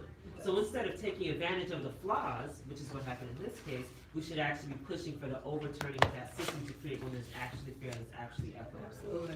There should be. You so deep. It's tax law, actually. You so deep. I just don't enjoy paying it. Well, But I no pay one mine. paying taxes, you have to do it. I mean, it's not, you know, I don't even know. No, how but you get- sophisticated you need to be to figure out how to take toilets. Here's my question. How did we see the toilets that were lined up? There's pictures. They got pictures. My point is, if you were smart enough to take toilets out of a house, at least be smart enough to hide them some damn where so nobody has to see them. But here's the Does that make thing. sense? But can I tell you what? Here's the thing. The brazen disrespect for the law was so acceptable that you don't even feel like you gotta hide it, right? Like Well, like. it's very audacious. But right? think about if Joe Barrios was still there, this wouldn't be an issue, right? If there wasn't an election, I'm gonna tell you the reason they did that is because there's a lot of people that have done that, right? So again, he's telling you he's operating in his elite world where, shit, that's the answer. Your tax attorney says take the fucking toilets out, and so I did. Shit, everybody was doing it. That was the law. That was the rules. So again, y'all. Technicality being that he's not inhabiting the house, so Right. it will be uninhabitable. So why am I paying all this money for? Well, I can't flush a toilet here, right? Right. So therefore, I can't be here. So therefore, you can't charge me all this money just because I want to. And then, but here's the lick. Then you put them back in, and then you tell your kids that's your playhouse. Right. Okay. So have you been following this? So I believe I can't talk about it, but I believe that JB about to have a couple November or October surprises. And man, have you I been? think it's telling that Hillary Clinton was here campaigning for him. I mean, Who? Hillary Clinton, that she was here campaigning for him. I think that's pretty telling about, I guess, well, maybe it's that time to bring in the. No, I think it's just like they're trying to do their show of force. But I'm gonna tell you, I think I know nobody wants to hear this, but I still don't think I'm not convinced that it's over. This is what he's saying. He would love to be with us, but he is on a conference call. Father Mike didn't want to call in because the Kane ain't got time. No. I mean, he referred us to the. I mean, he was talking to me. He's like, I could, The Kane got time for us. Saying on Facebook. Oh, Father Flair. Well, Is that about that? I'm gonna get what's his name on the phone today too, right? Just for. For a shutdown. Mm-hmm. Is that shutdown supposed to be tomorrow or when? When it happened. Oh, right after the verdict. This is gonna be a hot mess. I'm gonna be there today, actually. Where? At the trial. Okay. This morning. Okay. Yeah, well, they canceled yesterday. They said a juror was sick. So today their defense testimony is going to continue. So the big question is whether Jason Van Dyke actually testifies. Jason Van Dyke ain't testifying. They got enough. They already have enough reasonable doubt. They only need one person, y'all. One person to hold out. And when you start talking about the PCP, he looked deranged, and the cop said, I don't know. Like, your mind tells you want. I believe that the mind of white people tells them, and like this whole thing, like last week when we did the people was like, man, there was in the room, there was plenty of people who was like, Jason Van Dyke did not murder dude. I'm just telling you, white people don't see the same thing. They see a dreadlocked black kid with PCP, like. They say naturally it was not murder. Naturally. And just think, Tony Preckwinkle, biggest JB supporter, supported Joe Barrios to the end. That's why Chewy was like, I'm not sure if she's a progressive.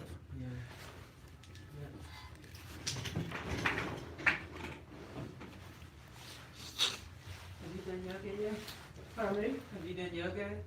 Team Coca-Cola, baby. Y'all ready?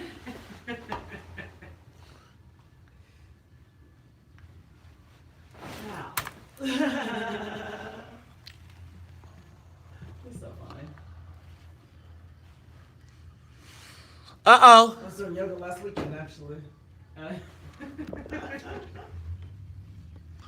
Flex. Flex. Da da da da da da da.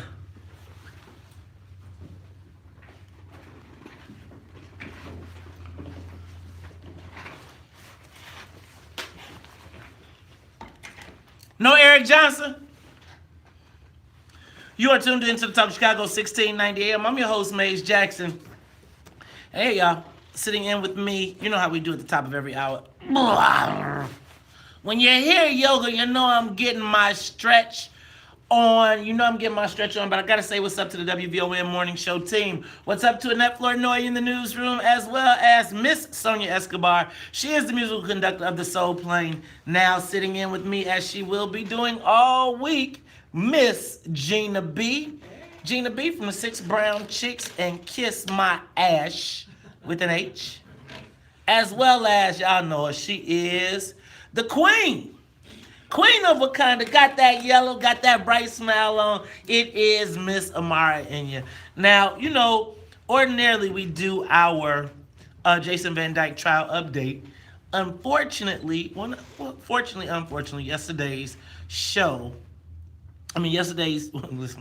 yesterday's trial was canceled because one of the jurors was ill. So I'm going to talk about that in a minute, but I just want to go back to what we were just talking about with this J.B. Pritzker thing. Black folks, Black Chicago, I am not a hater. And I really am still undecided in the governor's race. Now, you might ask, with everything that is going on, how is it possible, Maze, that you could be undecided? Well, I'm undecided because I have yet to hear anything from either candidate regarding the issues that are impacting Black people. Right now, the trial of the century is going on for Black folks with this Jason Van Dyke trial. We have not heard either gubernatorial candidate, nor have we heard either attorney general candidate address it. This whole thing, you know, I made fun about the toilet thing earlier this year because I said all we knew is about toilets, puppies, and gay babies. That's the only thing this campaign has been about. But when I think about this whole toilet situation and the concept of, like, who really takes the time, like when you sit down and say, nah, Marc, I'm gonna be honest. Gina, I'm gonna be honest. If somebody told me, Maze, you could save $330,000, I would take the option because $330,000 is a lot to me. But when you are worth multiple billions and someone offers you the opportunity to shortchange poor people, or not even poor people, but middle class people, and you take advantage of it when nobody's looking or when you think nobody's looking. And see, because that's what happened. Somebody asked, well, why would he do something like that if he knew he was running for governor? Well, he didn't know he was running for governor. So if he wouldn't have been running for governor, he'd have been one of the guys rape, robbing, and pillaging our community. We talked about property taxes the whole last election cycle. I also want to point out that this was also something that Madam Tony Preckwinkle supported Joe Barrios as well. But you know, I wonder, where is your morality, where is your conscience when you tell me that you want to put, I don't feel like it's right for J.B. Pritzker to propose any damn tax, new tax.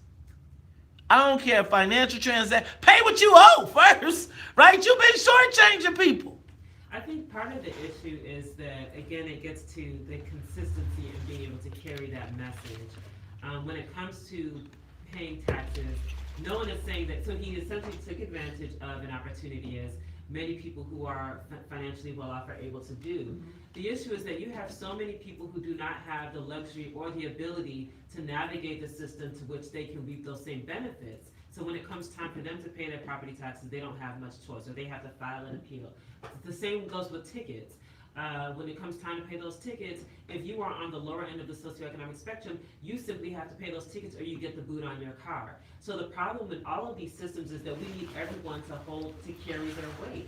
And we can't carry our weight if those who are financially able are shirking their responsibilities, while those of us who are not financially able we have to pay come hell or high water. And it just creates a sense of unfairness. Now, in the meantime, Gina, you got something? Go ahead. No, I was just going to say that it speaks to privilege, because privilege is those rules don't apply to me. I'm gonna tell you. Okay. Naturally, I can take a loophole. Now, this is the same dude. Now, I just gotta point this out. You know, I'm only pointing it out because here's what they really think about you. But Jesse White, even though I know you guys aren't like, bosom buddies or anything, it covers you on the African-American thing. Correct. He's totally, he's Senate material in a way that Emil Jones isn't, if I may say. Okay. He's just, I don't know how to say it exactly, but Emil's a little more crass. Right. So Emil's crass. So when you steal people's and get people put out their houses, what does that make you? I don't care what you say about Emil Jones. He kept black people. Ooh, I can't do that. Boy, his throat must hurt. Woo! Let me see if Rick can save me. Rick, don't stop me. That guy don't like ugly. Emil Jones probably somewhere laughing, smoking right now. You better stop it. All right, Rick, you want to talk Chicago? What's up, man? Yeah, this is the result of like that Citizens United decisions that you get these millionaires who spend all this money. So we got to kind of honest millionaire, which is hard to find.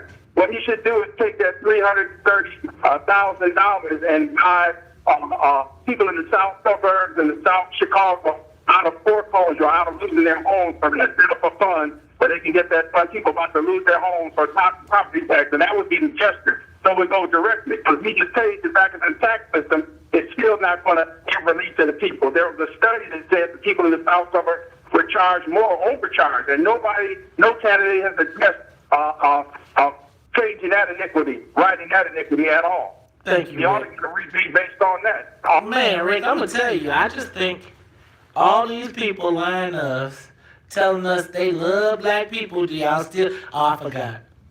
They did that commercial, they was dancing, and y'all like that.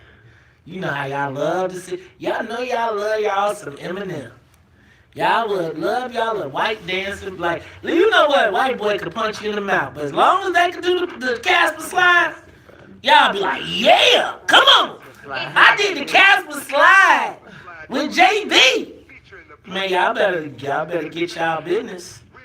Hey, speaking of, y'all know y'all love y'all some Eminem. Speaking of Eminem, the king of black folks, the king of the black people, Father Mike Flager, says that in response to Laquan McDonald, the Laquan McDonald trial, see how I did that right there? Because it really ain't Jason Van Dyke on trial, it's Laquan McDonald.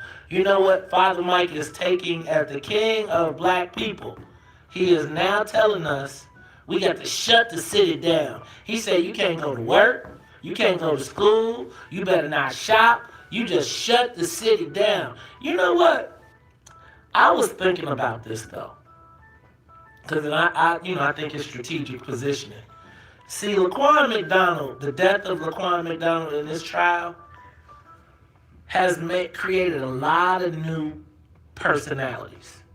Right? You think about who came into prominence after Laquan McDonald died. We have all these new media personalities, celebrities that the black community is that speak for the black community. But the time is coming to an end. Because if you, Rahm gone, McCarthy gone, Anita Alvarez gone, Jason Van Dyke gone or not gone, trial over. So now people got to figure out how they gonna stay and remain relevant. Who will be the king of the black people? Father Flager got a preemptive strike. See, because now anything that happens in Chicago, he said shut it down. So I don't care if you have a march, that's Father Flager's march. If you don't go to work, that's because Father Flager said. Right? See how he went up the activists already? See, that's an old pro. That's how come Father Flager remains the king of the black people. We're going to talk about it when we come back. It's the Talk of Chicago. He is the king, Tanya. He is the king. Here come the king.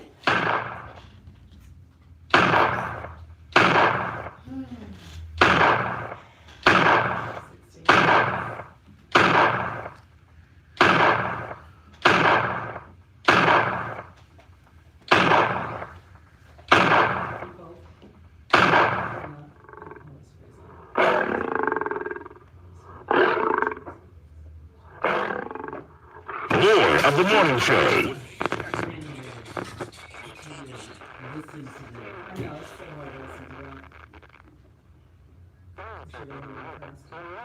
No, it shouldn't go faster. The whole. The animation that the defense put together to recreate.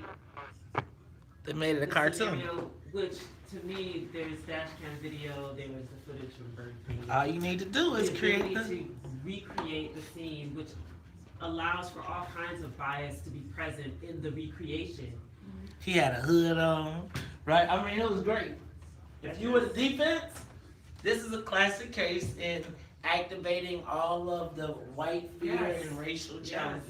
Y'all got to be careful. Yeah, so I'm gonna be there today, and I Okay. just, you have to mentally prepare, because knowing how the deck is stacked. I mean, to me, like the last week, like this animation that was allowed into the courtroom, they were allowed to see, which to me included all kinds of biases and things that are subconscious, even unconscious bias. Right. So the way that the height differential between how tall he was actually in real life, but how he looks in this animation, which feeds into he was a looming figure. Right. The same testimony that they gave in the Mike Brown case. He was a demon. He was a hulking figure, which is 12-year-old black kids are hulking figures, right? It was the black, the wearing black, the hood, all of these things. And so when you're thinking about a charge of first-degree murder, and this is what I find problematic actually, is the threshold for the burden of proof, the threshold to prove intent for a first-degree murder charge is so high that it is that's why it's so hard to get a conviction for first-degree murder. But if that's the charge, it's going to be very hard to meet that threshold. Right. So as we're talking about what the verdict is going to be, I'm not optimistic about it. They talked about the potential for him getting convicted of a lesser charge. Yes. And Yes. what are your thoughts on that? I mean, Possibility of that? I think that the first-degree murder charge is just a very difficult threshold to meet. And I think if the public perception is that this is the charge that he should get, it actually feeds into what's going to happen if that's not the charge that sticks. Right? So now you've created this sense that, well, it should be first-degree murder, and then there's all this public perception that it should be this. But when it's not, that's just feeding into, okay, well, we didn't even It's getting less than precise. Chef Luciano? Which means that this isn't really a conviction that. You're right, they are like mutant wings. I don't right? like And it's like, what are they pumping into? Justice in the situation. Y'all over there being deep sisters. Man, I don't know what's gonna happen this week. Or once it all wraps up. I think that there will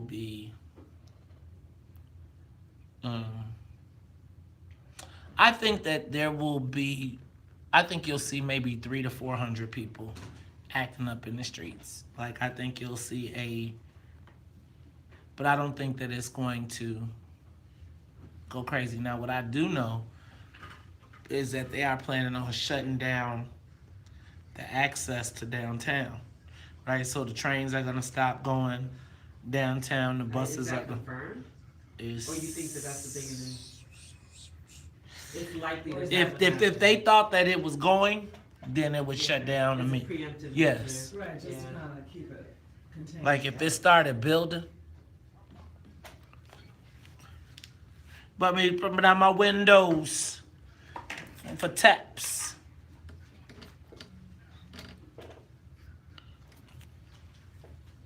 Your mind is playing tricks on you.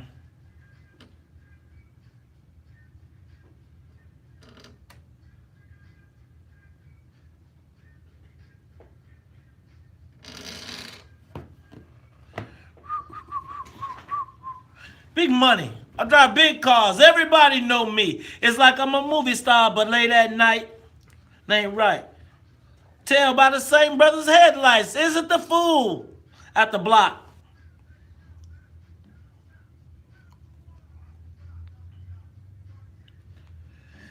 You are tuned in to the Talk Chicago 1690 AM. I'm your host, Maze Jackson. Sitting in with me is Miss Gina B.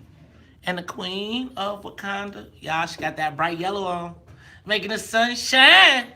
It is Miss Amara Inya. So, yeah, I'm curious to know, what do you think happens at the end of the Jason Van Dyke trial? Guilty or not guilty? Do you think the city goes up? Like, I'm going to tell you, I feel like there is protest fatigue. I feel as though the things that people asked to have happen, Rom, Anita, McCarthy, out of the picture. I'm concerned that I also believe that this conversation has been dominated by millennials. And I think that millennials have a much different view of this case than homeowners, than an older generation. I think everybody saw a murder, but the response will be different. I'm concerned that people are going to use the verdict as an opportunity to try to become relevant or remain relevant or cement their place, because a lot of people became famous because of the death of Laquan McDonald. Father Flager, who is the undisputed champion and king of the black people, has already launched his preemptive strike by saying that he's shutting down the whole city. So everything that happens at that point, Father Flager called it all. What do y'all think? It's expected that there would be different reactions to Laquan McDonald's death, but the baseline is that everyone should be outraged. Everyone, no matter the race, ethnicity, economic status, because a teenager was brutally killed by a police officer. Okay, but let me do the story for you last week. A deranged, let me do it for the white folks, because this is what the white folks heard. The white folks saw that cartoon they put up with the black dude with the hoodie. They saw a cartoon. They heard a police officer say he had a knife. They talked about a knife gun, right? Then he stabbed the windows and the tires. He assaulted, or he scared the Mexican guy, the truck driver in the parking lot. And then he was deranged. And then he was high on PCP, which made him think he was invincible and have godlike authority. If that ain't the setup for the white folks to say, please say that, wake up. And I'm telling you, I was just up in Lake Forest for the Black and White with Joe Walsh, and they don't see it the same way. They ain't outraged. Well, I mean, so I think that people should be outraged, but also this is an indictment on failings across the board. I mean, the fact that Laquan McDonald, look at his history. Public policy, and all of the systems failed him, which is what led him to be in that situation with a police officer who, all of those systems failed too, because had we had the culture of accountability and all the things that we talk about now, you wouldn't have had a police officer shooting him 16 times. Right. So this is, to me, there's a collective failure that's taking place that everybody has to own. And if we're honest, we'll begin to see why it was so important that people actually speak up on these things, that people actually push against folks who are unwilling to change, who are going along with the get along, who don't speak up when they need to speak up. This is a collective indictment as far as I'm concerned. Gina B? I agree. I just think that if you don't pay attention to propaganda, which, you have things like the cartoon, all that is essentially propaganda.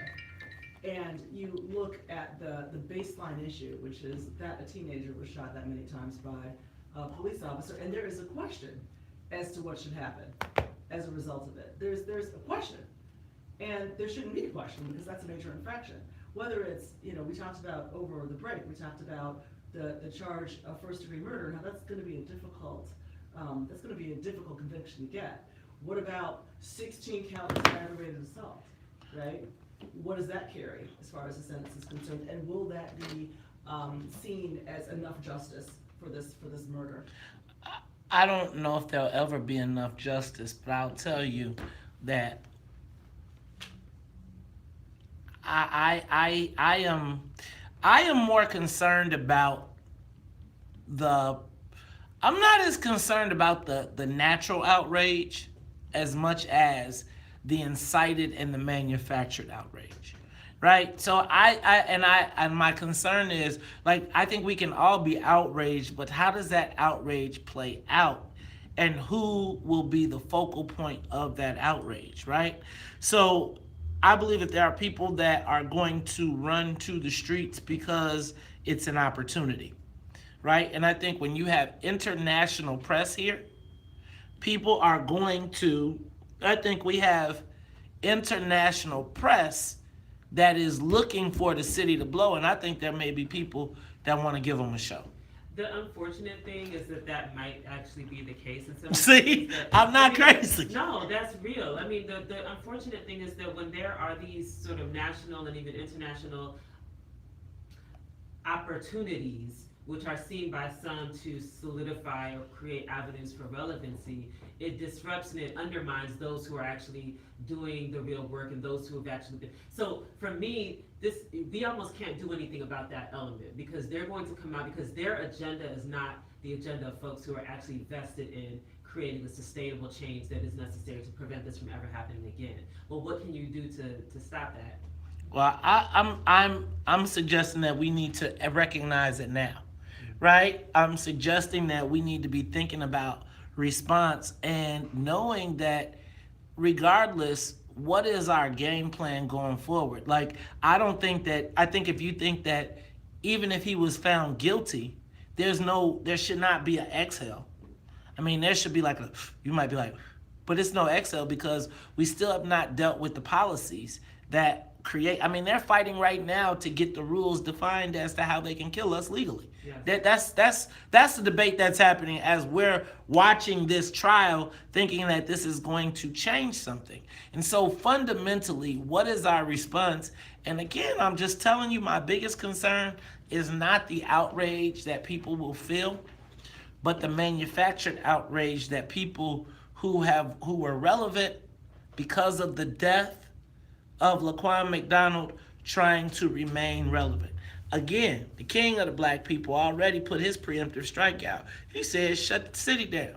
Well, you made the statement, the policies have not been changed yet. And so even if the city shuts down in its entirety tomorrow, what is the result? What is the lasting impact?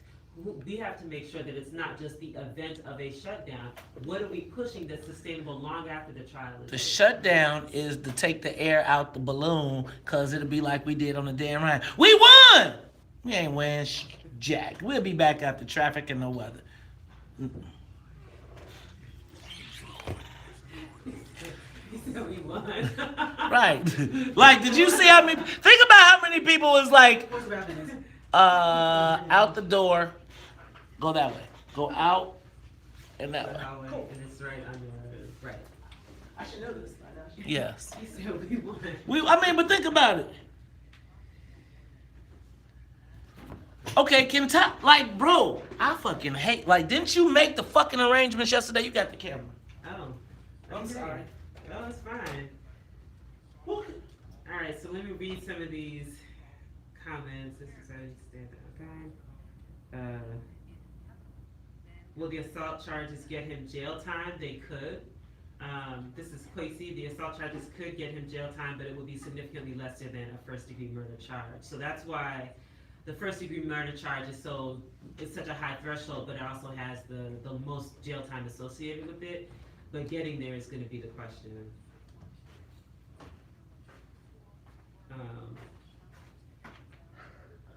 How about you take that protest to the AG and gubernatorial candidates? Yeah, that's Oh, so Salim made an excellent point, which I have to call out. The cutting the $1 trillion defense budget by 12% could provide the resources necessary to address all of those failings. Yes, how we prioritize what we spend our resources on. So The budget is a testament to our priorities. So we did not invest that in mental health services that could have helped Laquan. We didn't invest it in stable housing, affordable housing that could have benefited him or his family. We didn't invest that in quality education that could have benefited him. And so what he found himself in was a one-on-one with a police officer where we refused to implement the necessary reforms to create accountability and transparency in the police department. And so this is the perfect storm that created a disaster. And that's what we're dealing with now. Yeah, so excellent point, Celine, as always.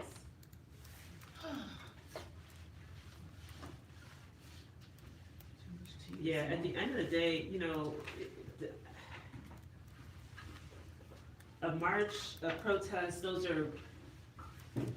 they are the momentary things to garner attention, but it's always about who's going to do the sustained work behind the scenes. We still have an FOP contract that's being negotiated. We still have state law. That's not fun. That's not sexy. You can't protest that. Cameras there, right? I told you. But that's the work. Like, we still have state laws on the books that allow you to destroy the records of police officers, so you can't even tell who has a history of police abuse and misconduct, right? So there's state laws that need to be changed. There's so many things that the sustained work that beyond, once the shutdown is done, still someone has to be committed to doing that work. And what we see is everyone rallies around the event with no outcomes, just like the protests. Okay, before the mayor was deciding he wasn't running again, what were the specific and tangible asks as we head into budget season this month, right? What were the specific and tangible asks that you could have used the shutdown to leverage to get some wins? I don't think you understand. Here's the thing. Here's the thing that y'all don't want to talk about. The reason that Father Flager is going to leverage the opportunity. That's what I keep trying to help y'all understand. It's like, so by doing that, white folks, again, everybody in power will default to Father Flager, who is the king of the black people. And y'all up here acting like y'all don't know what's going on. Now, Gina, I'm going to give you a pass. Because you are not like the ultimate political. But you know damn well that Father Flager is leveraging himself to be the king of the black people. Now, y'all don't like to say that.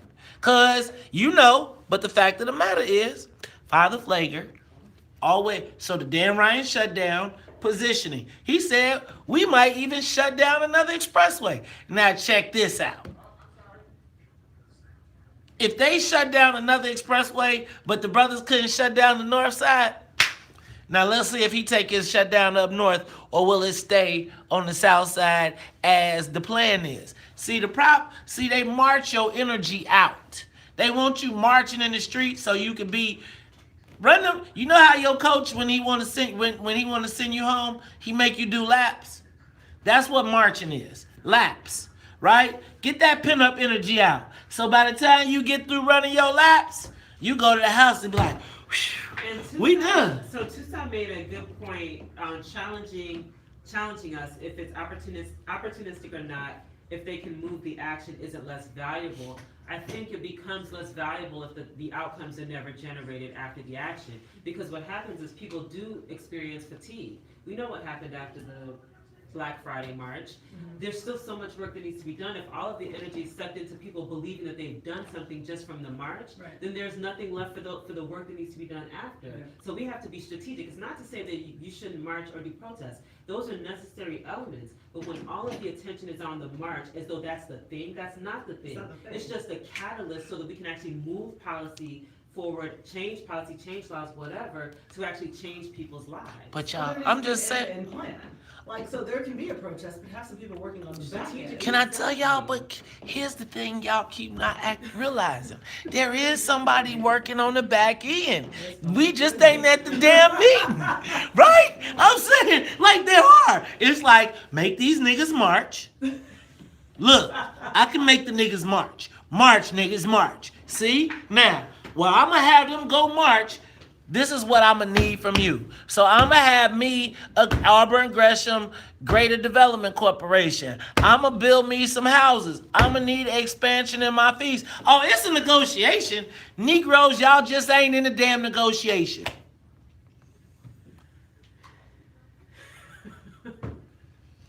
I'm almost done with my coffee, see. Therein lies the problem.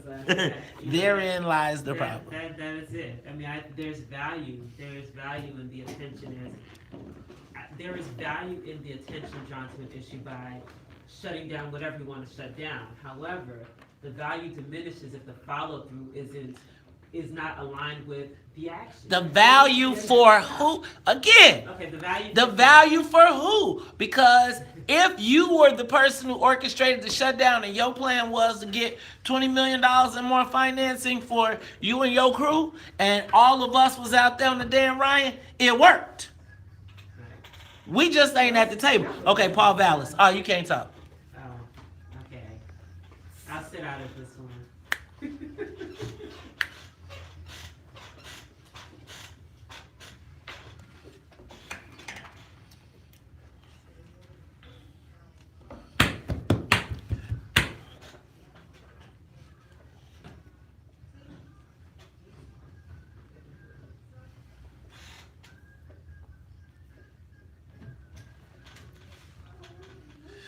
You are tuned in to the Talk Chicago 1690 AM. I'm the host of the WVON Morning Show. Gotta say what's up to my girl Gina B. She'll be here with me all week, 6 brown chicks.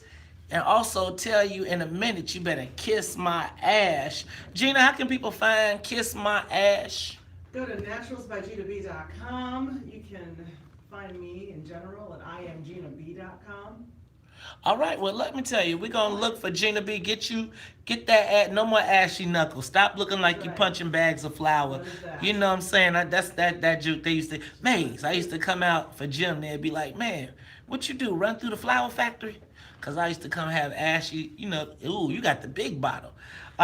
Look, so, y'all, the mayor's race is ever evolving, ever changing. The evolution of the mayor's race just won't stop. Yesterday, Chuy Garcia announced that he would no longer be a candidate for mayor. I'ma still tell y'all, I think somebody told him, look, man, you done took a third string mayor's run all the way to Congress. Don't push your luck. So he stepped out, but who is not stepping out and is on the live line with us, and I'm gonna say this must be blasphemy.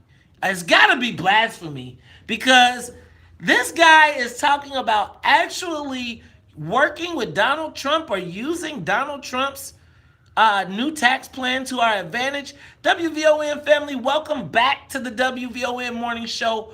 Paul Vallis, former CEO of the CPS, as now mayoral candidate. Paul, welcome back.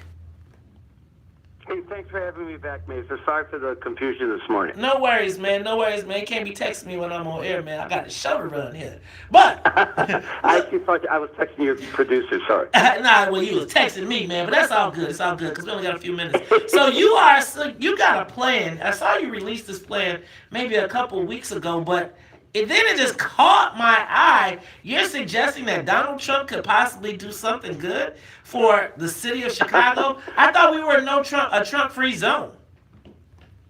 Yeah, I thought so too.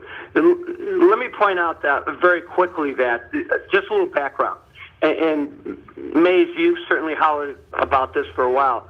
There's maybe development going on in 20% of the city. There's maybe 5 or 6 wards that have real heavy development going on. That means the remaining 40 plus wards, there's either no development going on or many of those wards are in severe depressions. And you see it on the south side, you see it on the west side. So the city is declining economically. The city's lost 17% of its residential property value, and you look at the loop, you look at the 3-mile radius around the loop, and you say, how can that be? Look at all the cranes in the sky. Well, that means in certain communities, like Inglewood and others, they've lost 40, 50, 60, 70% of their wealth.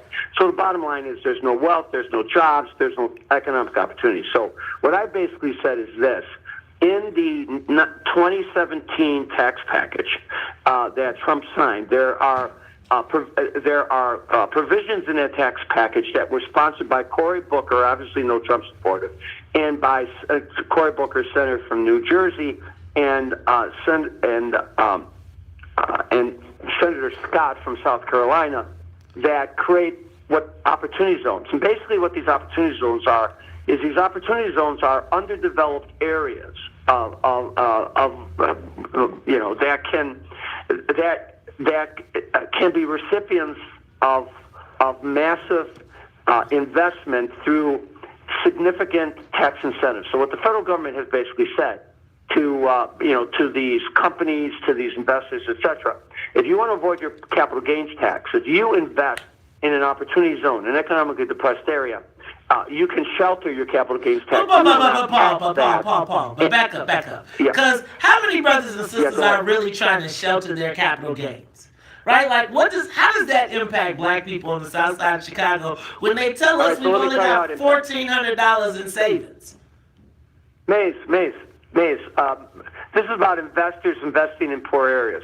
Right now, the reason that there's not investment on the west side and the south side is there's no capital. Nobody wants to invest in those areas because those areas might be too risky or there aren't the incentives available. So what the federal government is saying is if you want to avoid your capital gains tax and you invest in poor areas, we will not only not tax those capital gains, but if you earn a profit, we won't tax those profits either.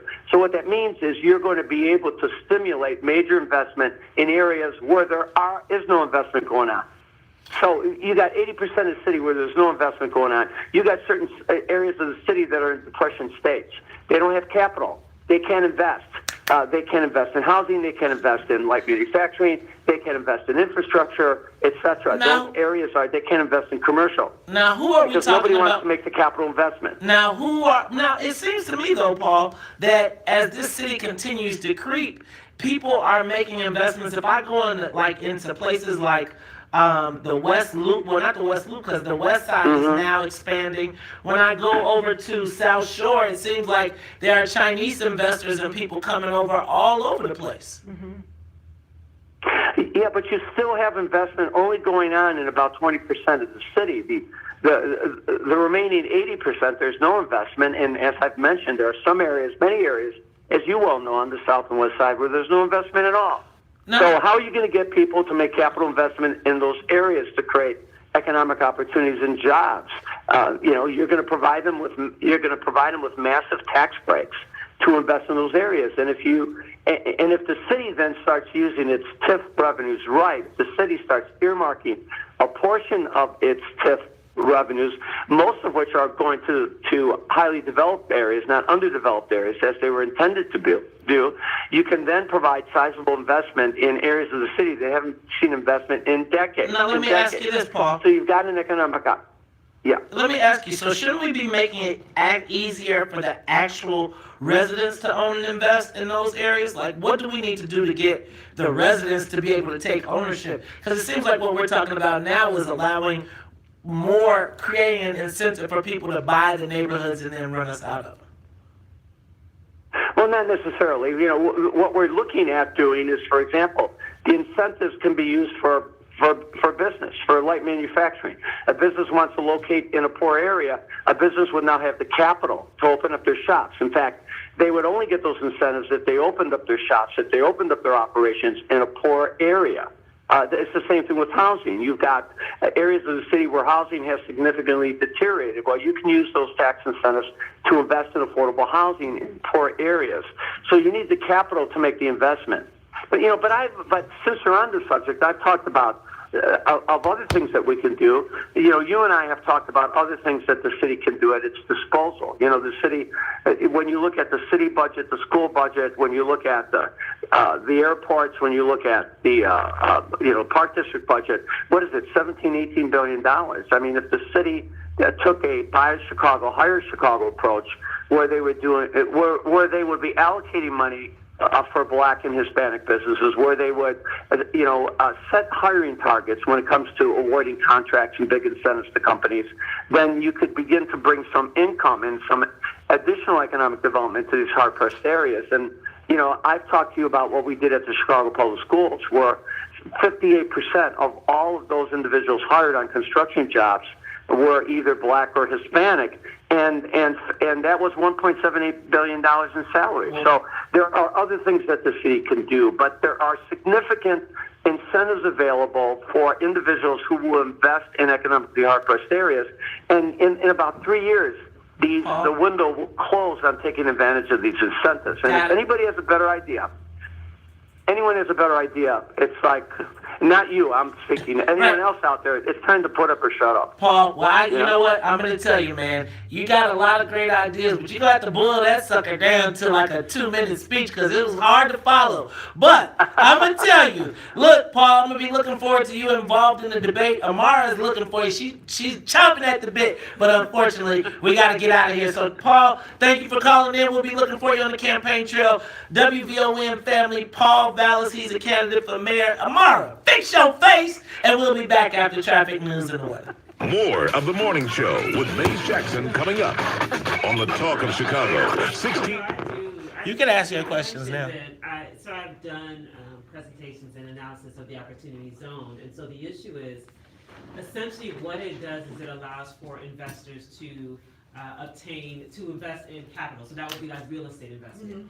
One of the biggest issues in community development and economic development in Chicago is the lack of local ownership. Right.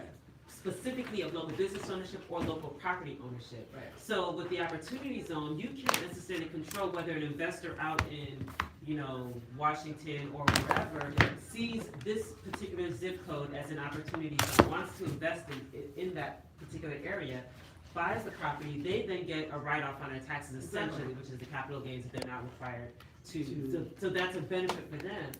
But if we drill down to the local level, what does that mean for community development in that neighborhood? So the voices of those who actually might have ideas for how to use a property but cannot get access to the capital to obtain the building, they still are on the outs, right? So we can't precisely. So we have to look at who is owning these buildings, who's owning this real estate, because that will determine what the real estate can then be used for, whether it's used for the interest of the community or if it's used for an investor to hold, because this creates an incentive for them to hold that property so that they can maximize the benefit on their taxes, right? If you don't own, you don't control. Precisely. So you have to have a localized mechanism to create incentives that actually put capital into the hands of entrepreneurs and local folks who live in the community so that they can actually obtain these buildings and these properties. Otherwise, you'll still have shadow investors from whomever else or elsewhere who are holding onto these properties, and the community will look the same essentially. Exactly. And it will look the same until they change it, and the property value goes up, and then they will buy. Then they'll either develop it or sell it.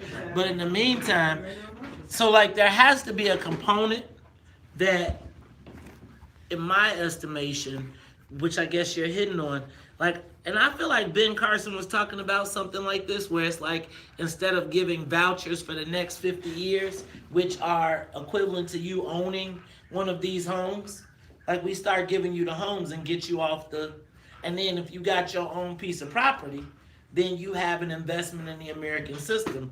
But you can't talk about it because we so crazy about hating Ben Carson.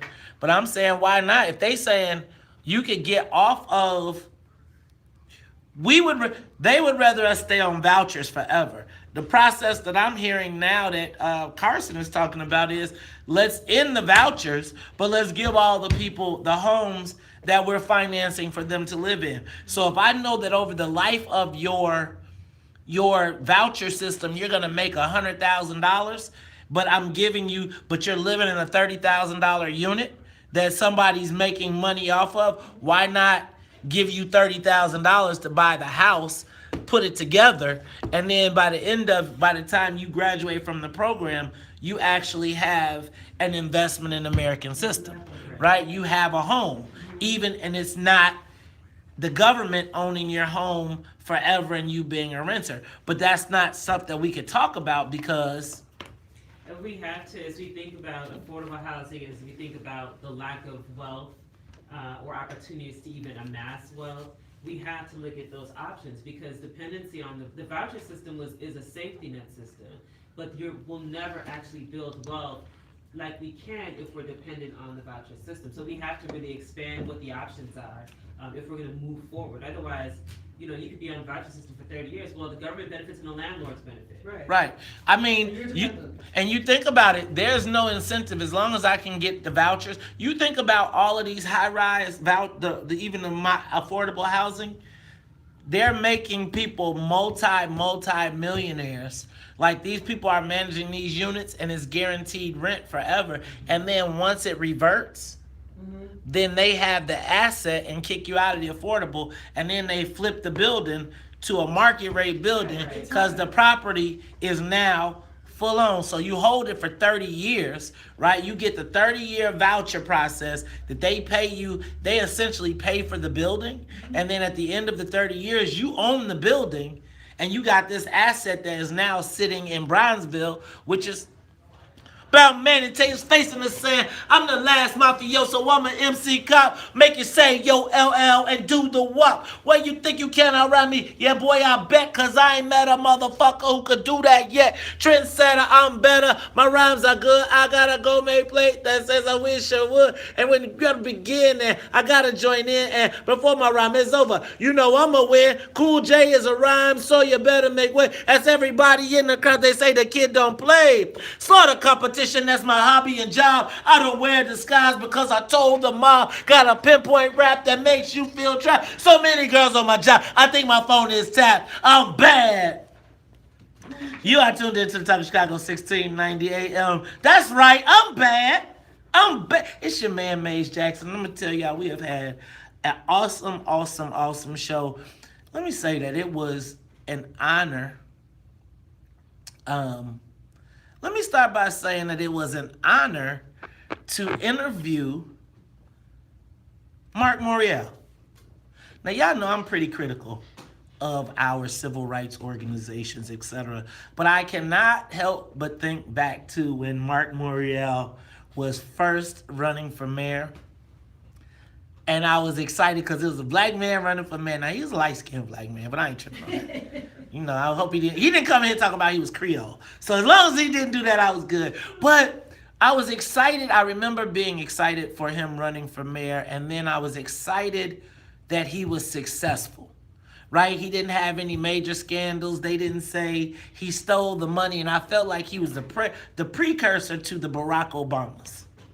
Now, I can't speak on the Barack Obamas so much. But that was I felt the honor for that night. And that was also good to talk to my man, Tony Williams, who is the Vice President of Governmental Affairs and External Affairs, which means he is not the head of Community Affairs. You know the guy they send to show up. So I was glad to see Comcast. We talked to Paul Vallis. Man, Paul Vallis, man. Amara, I see you holding your breath. You don't get to say nothing, so ha, ha, ha. Paul Vallis, man, he's a likable guy. He talks too fast for me, and he also probably needs to boil down his message a little bit more, because I'd be like, good God, man, I don't know what the heck you talking about. But Gina B, Yeah. you been rocking with us. Hey, you having a good time? You okay? Couple days. All right. Couple days so far. Now, you think you're going to make it to Friday? I think I can. I Okay. think I'll be more and more awake. I see you came double-fisted today. I did. I had to bring my caffeine. I brought the noise. Amara, could you just give me just a little? I need some help. I feel some kind of way, right?